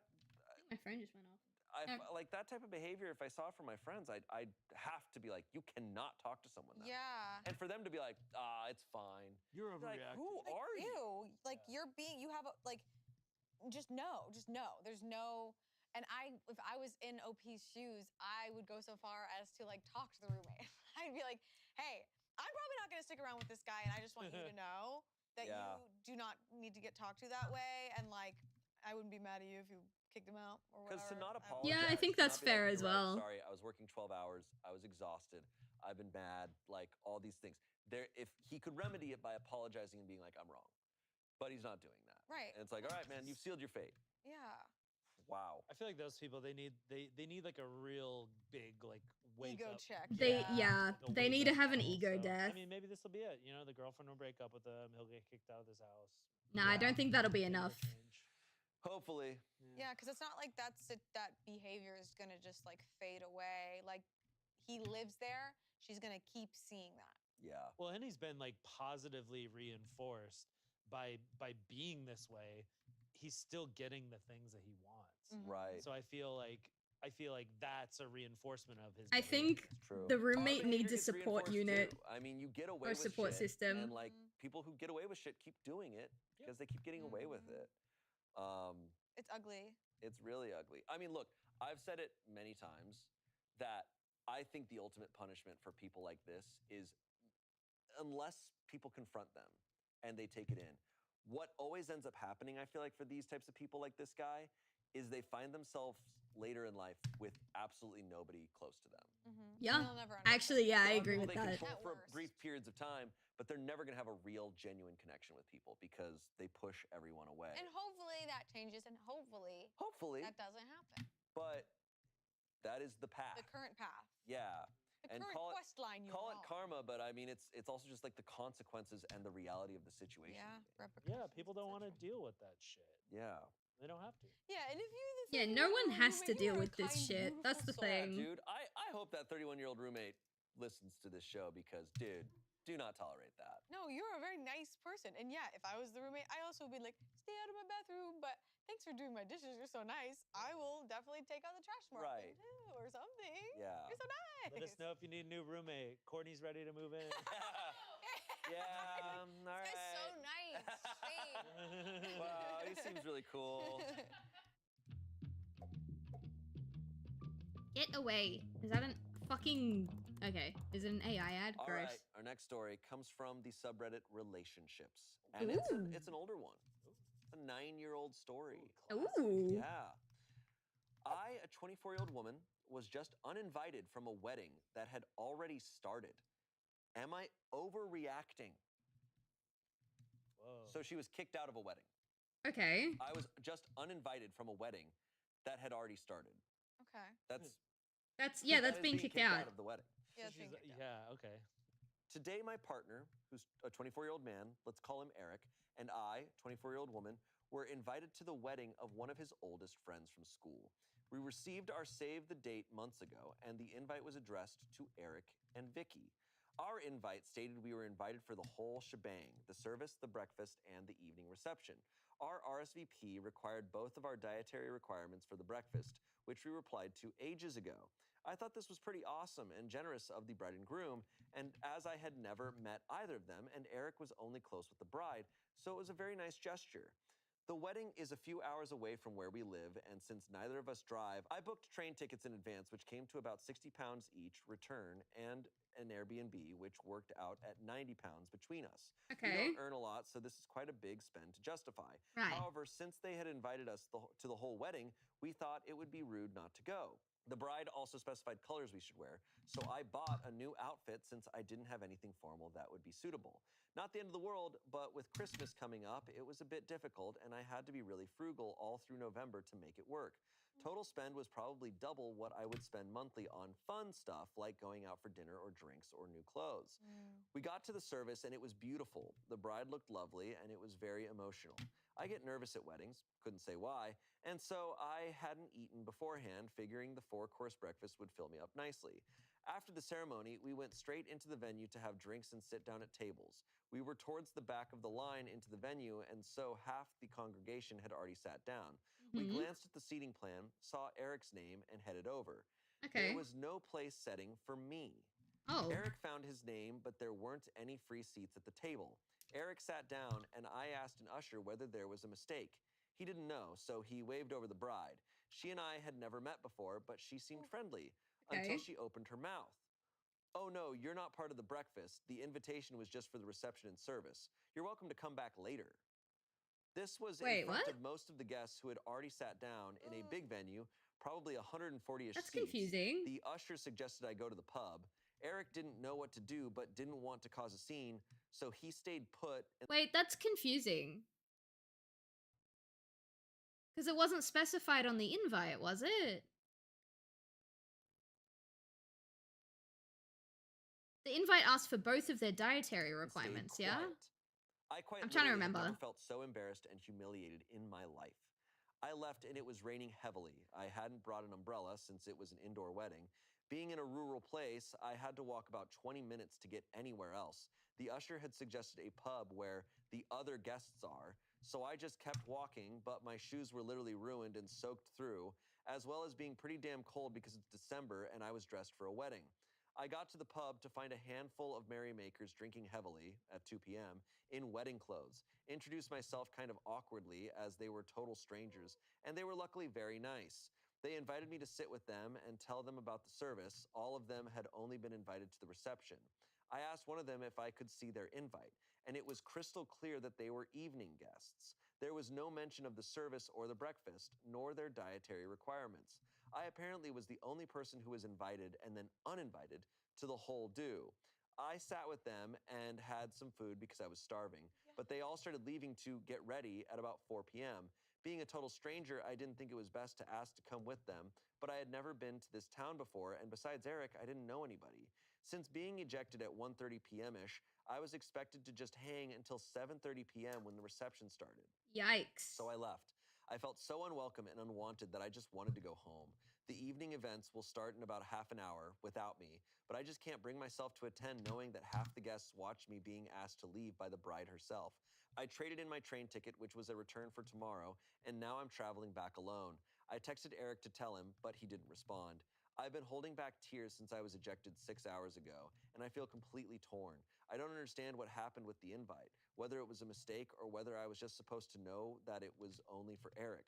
Despite being addressed to both of us, despite asking for both of our dietary restrictions, despite explicitly stating we were invited to the whole wedding, part of me feels like I should have gone to the evening reception too, but I'm soaked through. My hair and makeup look awful. My shoes are unwearable. I am barefoot on a really gross floor right now, and I'm freezing. I look like a mess, and I feel so stupid. Did I mess up here? I feel like I've just been totally f***ed over, and I'm really upset that Eric didn't stand up for me or say anything or leave the breakfast with me. Although I'm glad she mentioned that, because at the end of the story, that's what I was going to bring up. I was going to wait until the story ended to bring it up, but now that she's brought it up, I'm going to bring it up. I would like to preface by saying I do not approve of ruining the wedding day of other people, okay? Even if you don't like the people, everyone deserves a chance to have a good day on their wedding day. That being said, the fact that the bride walked up to this guy's girlfriend, to OP, and straight up just said, oh no, you're not invited to this part of the wedding. You can go now.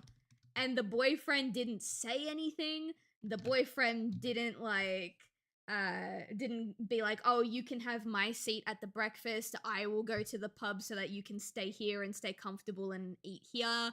The fact that he wasn't like, oh, well, if you're leaving the breakfast, then I'm gonna leave with you because I don't want you traveling alone. Like, that, I'm sorry, it's kind of the bare minimum. It's kind of the bare minimum. If you get booted out of an area and ejected into a town that you are not familiar with at all, and your boyfriend just like doesn't do anything about that, doesn't try and comfort you, doesn't go with you, doesn't try and figure out a way for you to stay, nothing. How much does he actually care about you? Like, actually, that's a genuine question. I don't know how I feel about this whole wedding thing. They were asked for both of their dietary requirements. The letter was addressed to both of them. I don't know what happened here. I don't think I have an opinion on what happened here. The only thing I have an opinion on is the fact that the boyfriend didn't do anything. I think that's less because of malice and more that he's just a bit hopeless when. On the contrary, revenge. I've Yeah, never heard true. of a wedding Revenge where is you also invite kind a of fun plus one sometimes. by name, but then they aren't invited to as much of the wedding as the other half of the couple. Nobody else at the wedding had this happen. I don't see how it can be personal since I've never met any of them before. I'm really upset and can't wrap my head around how weird today has been. If this happened to you, what would you do? I would be upset, but again, I would be more upset at my partner if he didn't do anything to help me out in that situation. And that's not to say that, like, the partner should have forced the bride to let her stay, because again, I don't like conflict at weddings, but like, give up your chair for her so that she can sit down and eat with people. Or like, you know, if the bride is super against that, then leave the breakfast with your girl, you know? Like, it's not that hard. I get that it would have been inconvenient for him. I get that, but at the same time, like, if you can't do that for your girl, then like, do you actually even care about her at all? If that happened to me, and my partner said nothing, did nothing, just let me leave the wedding breakfast by myself, didn't even try to figure something out for me, I would be incredibly upset. I don't know what I would do, but I would be very upset. Oh, that's so sad. Oh, my God. Why did you guys get such a sad story? This one sounds like a movie scene. Yeah, it's really like Also, I wish that you would have just done it in a British accent the whole time. There were parts when it's like when they're talking where I thought about it, where it's like when the bride's like, "Oh no, you're not part of the breakfast. The invitation was just for the reception and service. You're welcome to come back later. Trot on down to the pub. Trot on down to that pub right over there. Oh Have my a good walk over there. God. Don't worry about it." Terrible. I'm gonna get roasted. So good. That's why I didn't do it. Also, okay, so many parts of this. Yeah. I will say, I have never heard of like, I guess it's probably, I know this is probably more normal than I realized, but like having multi-layers to the wedding and people being invited to like. Yeah, I've never heard of that either, actually. That's kind of weird. Because, like, you know, not everyone's invited to the rehearsal dinner, and like, I think we break it up a bit more in the U.S. of like the rehearsal dinner the day before, A breakfast ceremony reception. Okay. It's interesting. But 140 people at the breakfast. So this was ceremony, then breakfast, then reception that night.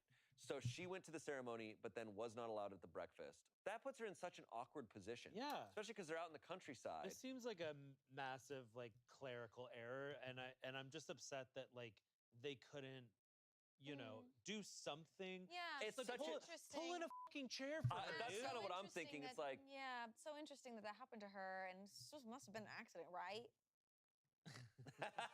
Well, I mean, she's never met them before. First of all, no, it feels malicious. And I feel really bad that the boyfriend didn't stay. Like, it's the breakfast, dude. Yeah. I don't know the culture of what the breakfast is in this place, but I would feel like so bummed. No, there's stay. Yeah, what the hell are you doing? It's raining because outside. Not only that, not only there's the countryside alone. There's the respect aspect oh wow, you weren't invited. That sucks. This all made it seem like you were invited, and now you're telling her to her face she by herself needs to leave. There's the respect aspect of why he needs to stand up. There is also the safety aspect of walk in the rain in the countryside for 20 minutes to a pub. That's how Werewolf in London happened. All right? You know? I know I've been saying it for all these stories, but I'm just like, that is stereotypical movie moment, like deal breaker moment, where it's like he did not stand up for you. Yeah. Quite literally. Maybe the bride and groom were setting him up with a new lady, you know? I'd believe anything. We don't know what happened at the wedding. That's true. Something funky could have happened. Some sort of feelings about the girlfriend, like because. Must be. But she said they don't even know her. Exactly, but that doesn't matter. But they don't like the idea of her. It's a school friend that this bride has known this guy for a long time. What if there's a history? What if there's feelings there? What if there's just some resentment? What if there's something? The thing is, women can be just inherently evil. So even though the bride has never met this girl, I think it's entirely possible that the bride had a vendetta. I know. Well, it's because she just was like, I don't mind. Oh no, you're not part of the breakfast. I wonder how she said that. Like, what if she's just like? Yeah, tone is also everything. I'm so nasty. Like, you're not part of the guts breakfast. What I think. Obviously, it's a Reddit story. Take everything with a grain of salt. But like, I got my conspiracies over here. Oh no! You're not part of the breakfast. Darling, you thought you could come to the breakfast? Oh darling. Oh no, babe. It's the mother in Fleabag. Yeah. No, this right. feels like a scene from Fleabag. Yeah. The stepmom. Yeah. All right. Not overreacting, the verdict. Comments, this is the tackiest thing I've ever heard. There's a chance that there was a mix-up or oversight with the invitation. But in that case, the bride should have taken you and Eric aside to apologize and see what could be done to fix it. But the way it was handled was completely unacceptable. I'm so sorry for you. Also, despite your boyfriend being put on the spot, it's been hours now, right? He should have leapt into action by now. Yeah, I agree. I wouldn't want to stay... Okay, despite all the respect, the safety, that's an awkward ass situation then to just be like, all right, my partner's gonna leave and I'll just sit here. Yeah. I'm weird when you go to the bathroom. I'd be like, I want to get the out of here too. This is awkward. Yeah. Someone said that is incredibly rude, and even worse, your boyfriend didn't leave with you. I would find his behavior. That's what I'm feeling. That woman vindictiveness. I can't say for certain, but I will say I have had experiences with women where, like, the first time I ever met them, they decided they hated me and they were out to get me. So it's not out of the realm of possibility, but I also can't speak for the bride. Leaving your life in the countryside, Eric. Eric, I'm sorry. No, you, Eric. No, I'm sorry, Eric. Sorry. Eric, I'm sorry. I am also. You're being an arsehole. Oh. I'm also sorry to all of our fans. For the bad from the UK and England, everywhere. Just I'm not sorry. They're watching this just like. What are you going to do about it? Punch me through the screen. Call your. Punch me through the telly. Yeah. I'd like to see you try. All right, I'm over this bit. I want the next story. Oh yeah. No, I don't want this. Conspiracy comes to light. Sorry. Okay, I'm done. All right. So this blew up way more than I expected. Okay. Thank you everyone for your words of support. It's really helped, and I've gone from a wobbly wet mess to a cackling harpy with my big glass of wine. Oh yeah, queen. No, I want to know what happened. Tell me what happened. You guys don't hold back on your opinions, and I kind of love it.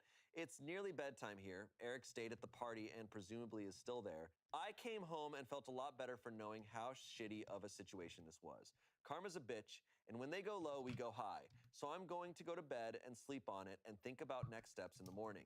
A lot of people think I should dump Eric, whereas that had never crossed my mind. I was mostly pissed off with the bride and the maid of honor who may have been involved too. I don't know. Eric will be coming home sometime tomorrow and we're going to talk. I want to hear his piece because he's been drinking since lunchtime. He might just be a dum-dum rather than a full-blown asshole. Either way, no wind-up sudden decisions right now. I will try to come back and update as when anything else happens. Thanks, everyone. Okay. But we do not have any more updates. What? No! We didn't get another update! That's a lie.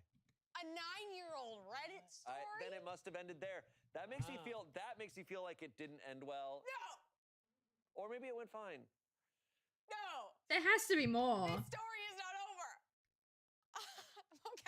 can make something up. Oh, Captain, my I Captain. need this. Oh, you There found is it? an update. Oh, there is an update. Oh, thank God. Oh, thank God. Okay.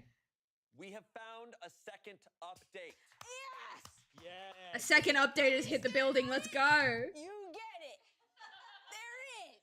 The story's not over. Bailey has gone back into the archives.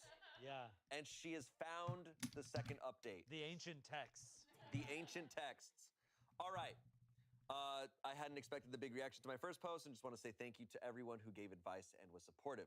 I was feeling super shitty when I initially posted, and after an hour of drinking wine and reading your comments, I felt a lot more sane and calm. I wanted to clarify a few things that people were confused about or that weren't clear in my first post. I'm in the UK, and our weddings are different to the way weddings are held in the US. Traditionally, there is a ceremony, the wedding breakfast, which is a sit-down 3-course meal. Although it's called breakfast, it is usually in the afternoon. Yummy, yummy, yummy. Followed by speeches and then an evening reception, which is like a disco. It's not uncommon for people to invite only relatives and close friends to the ceremony and breakfast, then invite lots of evening guests for the reception. However, it is uncommon to invite somebody to the ceremony and reception, but not the breakfast, as they are kind of left to entertain themselves somewhere for 6 hours. Having talked to friends and coworkers since last weekend, what happened to me was a serious no-no in terms of etiquette. Yes. Me and Eric have been together for nearly a year and a half. We live together and we have a pretty strong relationship. He had no past romantic connections with the bride, I'll call her Marie, which some people were asking about. They went to school together from the age of 4 to 10 and remained in touch as pen pals, Facebook friends since then. Okay. They rarely see each other in person, and the wedding was the first time he would see her in about 2 years. There was zero phone signal at the venue. We noticed this when we arrived for the ceremony and were a little annoyed as the wedding had a hashtag. Okay, so which we couldn't devil's exactly tweet advocate, about with that's no why he signal. didn't This call. is important later. It's the most 9-year-old post. Yeah, that's They were using hashtags at their wedding. Hashtag Twitter. We didn't know this until we arrived at the wedding, but the maid of honor, Helen, was Eric's ex-girlfriend. Oh, there it is. There it is. There it fucking is. They were together for 3 years, and she cheated on him and dumped him. They have a lot of bad blood and do not have any contact with each other. All right. Okay, so on to the update. I feel like the Scooby Gang ripping off the mask. Yeah. Like, Helen! Helen! After leaving the ceremony, I got straight on the train and went back to my hometown. I was on the train when I wrote my first post. When I got home, I told my parents everything, and they weren't particularly impressed. And like most of the posters here, they were perplexed that Eric hadn't come with me. Yeah. My mom gave me a big hug, ran me a bath, and poured me a glass of wine, and I just tried to relax and forget about my day from hell. I still hadn't heard from Eric, but texted him to let him know I was home safe and would see him tomorrow. Eric texted me back at about 9 p.m., asking me what I meant by home or the Airbnb that we had booked nearby to the venue. I clarified, and he said, okay, I'll see you tomorrow. Love you so much. No. Yo! What do you mean? Not even an, oh, why did you go home? Are you feeling okay? Or like, do you want me to come home and like check on you or anything? Just like, alright, cool, see you tomorrow. This is your girlfriend, not some fucking homie that you play basketball with once a week. Like, dude. Didn't really know what to make of it since the whole day had just been a massive up. No, I'm so I finished my wine, watched a Disney movie, and went to bed. The next morning, given Disney movie? Yeah, what you Yeah, I need to know what Disney movie she watched. Give it to us. I watched this brand new movie, Moana. Oh, okay, yeah. Yup. The next morning, given I still hadn't really heard from Eric at all, I assumed he would be getting in at about midday, so I got up early and started wrapping Christmas presents. At 8 a.m., I heard a key in the door, and what do you know? It's Eric, still in his creased suit with red eyes and looking like death. He wasn't really making sense, so I made him have a shower and warm up, made coffee, and decided to talk once he was looking human again. We sat down together and pieced together his side of the story. Basically, once I had left, Eric was absolutely livid with Marie. He had frozen like a deer in headlights when she was asking me to go and was kicking himself that he hadn't done the right thing. Okay. About 10 minutes after I left, Marie turned around and said, oh, actually, a few people haven't turned up. Get Vicky to come back. We have space for her now. And Eric had tried to call me. Because there was no phone signal anywhere near the venue, he couldn't get through. And Marie pretty much immediately said, oh, well, never mind. She didn't want to be here anyway. Which obviously was a pile of crap and made Eric feel rubbish. The meal was very formal, sit-down affair, so he just kind of grinned and bared it, assuming I would be coming back in the evening. Eric was the only person mentioned in the speeches, by Marie's father, who wasn't a family member, and apparently it was clear to everyone how disappointed he was that I wasn't there to share it with him. When I texted him at about 6 p.m. to let him know I was going home, he never received it. He was only able to text me at 9 p.m. by hiking down the road for 5 minutes to find a signal. All the while, his ex, Helen, was being sickly sweet, asking where I was, why didn't I want to come and enjoy the party? Was I shy? Apparently with quite the evil glint in her eye, like she had got exactly what she'd wanted. Neither of us knew she was the maid of honor until we got there, and given their bad relationship, Eric was pretty pissed off that Marie had failed to mention she was such a prominent role in the wedding. Whether Helen was behind the seating error, I don't know, but if she was, then Marie was just as bad in enabling it to happen. So Eric stayed at the wedding miserably and went back to the Airbnb afterwards alone. He barely slept, feeling angry at Marie and Helen for f***ing with us, and at himself for not sticking up for me, and left at about 4:30 a.m. to get the first train home, hence why he was back at our place so early. He wasn't really apologetic to me at all. He didn't really seem to see how it was shitty for me. He more felt like he had been insulted by the situation and let down by his oldest friend. He is cutting off Marie and doesn't want anything else to do with her. So yeah, that was Eric's take on the whole thing. To be honest, I was pretty pissed that in all of this, he hasn't really considered how I felt, or what it had been like for me getting thrown out of the wedding. While what he had gone through was pretty crummy, he at least had been warm, dry, and well fed. The indignation of your girlfriend being removed from an event you're at isn't really as bad as being the girlfriend, getting soaked in the rain, feeling humiliated, and Okay, I understand the girlfriend's point of view, where like he's talking about how much this affected him, and like not really considering how he felt. At the same time, the way his explanation sounds to me was very much like you fucked with my girlfriend, so now you fucked with me. And it sounds like he's angry that they did that to the girlfriend. I don't know how to explain it, but like, to me, it sounds like even though he's not directly saying, oh my god, you poor thing, you were in the cold and the rain, he knew that she was in the cold and the rain, and that's what was pissing him off. Does that make sense? I do agree he should have directly acknowledged what was happening to her. I don't know.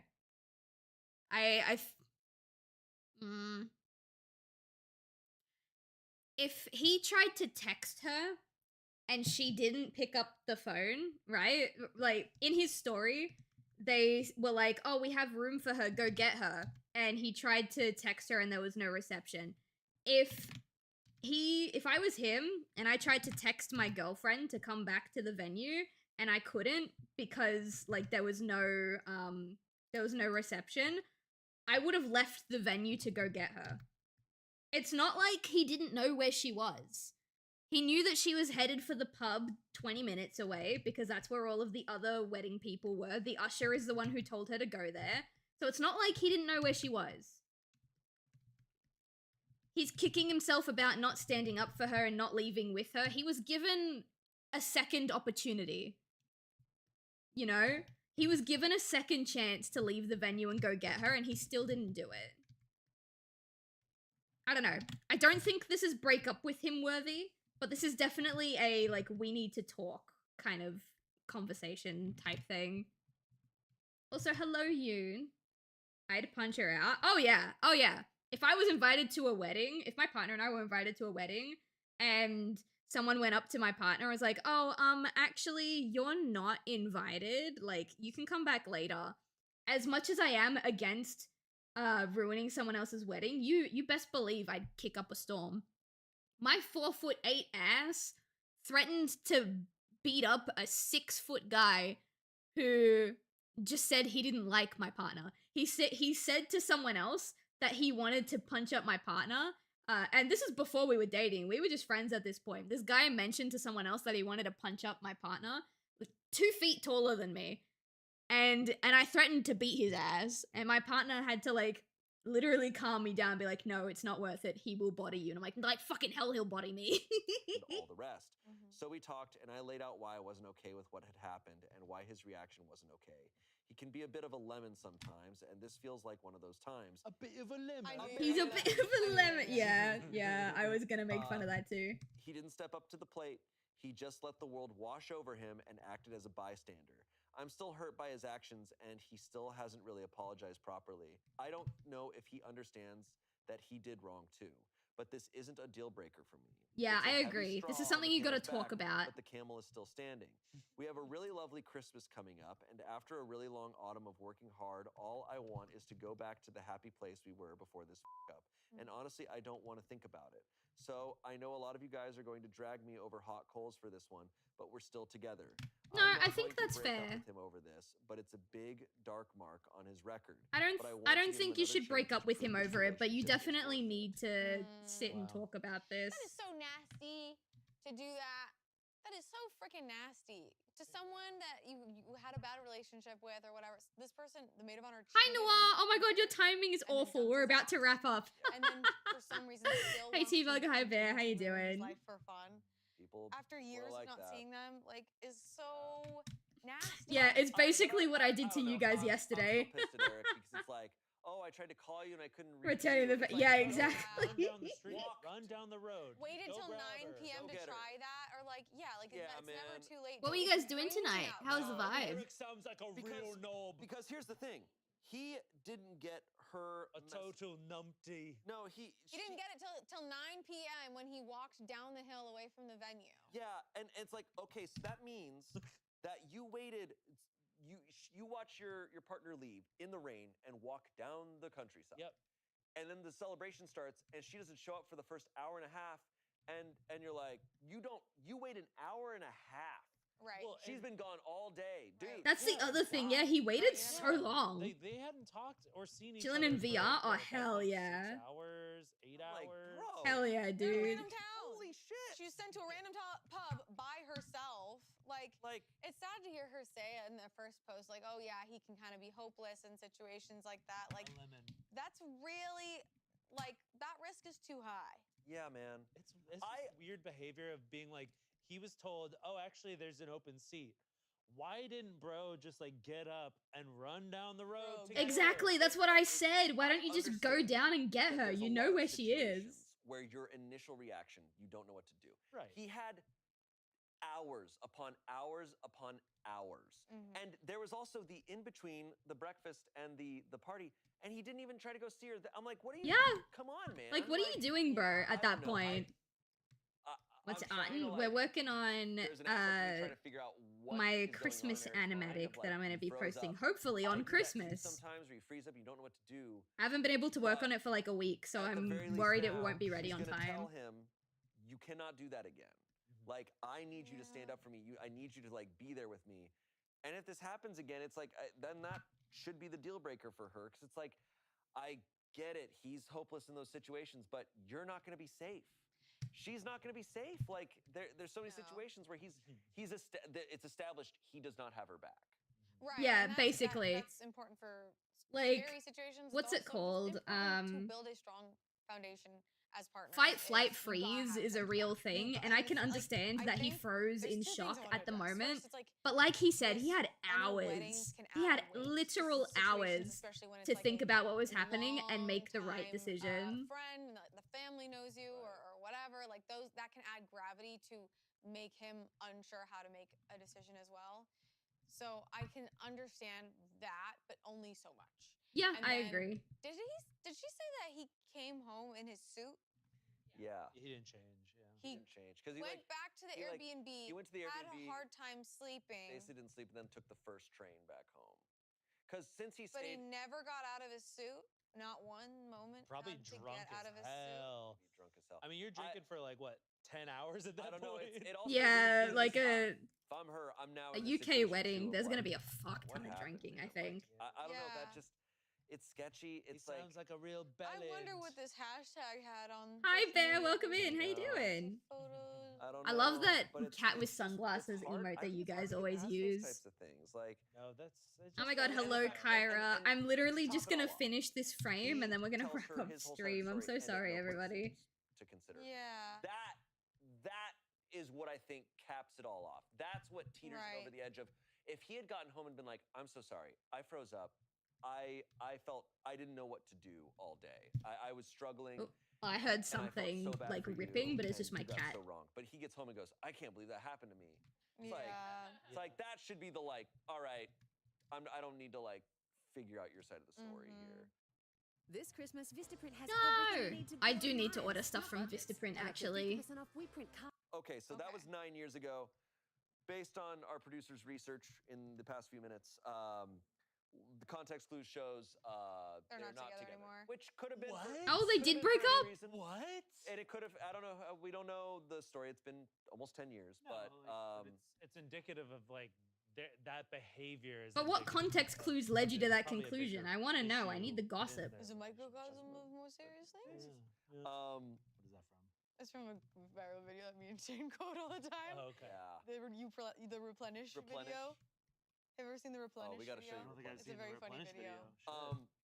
Well, All right, well, I think they're done. I think that's all wrapped up and done. That was an interesting video. I've never watched a video like that before. I don't know if I'll recover from story number 3. That was a lot. To process, to understand, to think about. But that was fun. That was fun. I like that. Gosh, that wedding one is so sad though.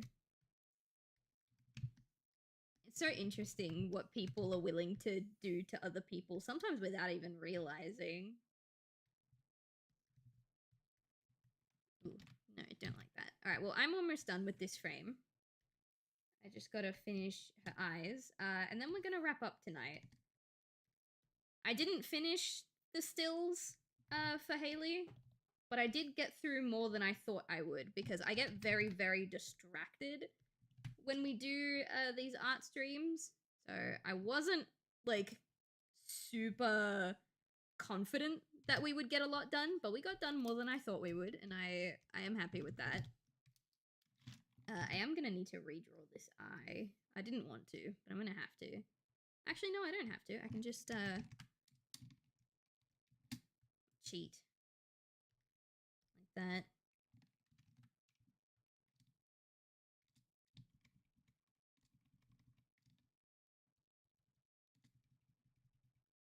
There we go. Oh, forgot her eyebrow. There we go. Alright, I didn't get done as much as I wanted to, but I also, at the same time, got a lot done. Out of 5,890 frames, we're up to... What's the next pose? We're up to 3,305, so not too bad, not too bad. But this is where we're gonna wrap up tonight. Not how I thought I would spend the art stream, but that was really good. I already moved on from number 2 and number 3. I'm so glad that you were capable of doing that.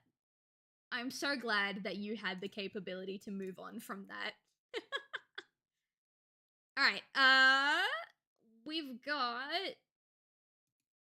Ooh. Mitsumi, the person that we raided when we were doing, what's it called? Silent Hill?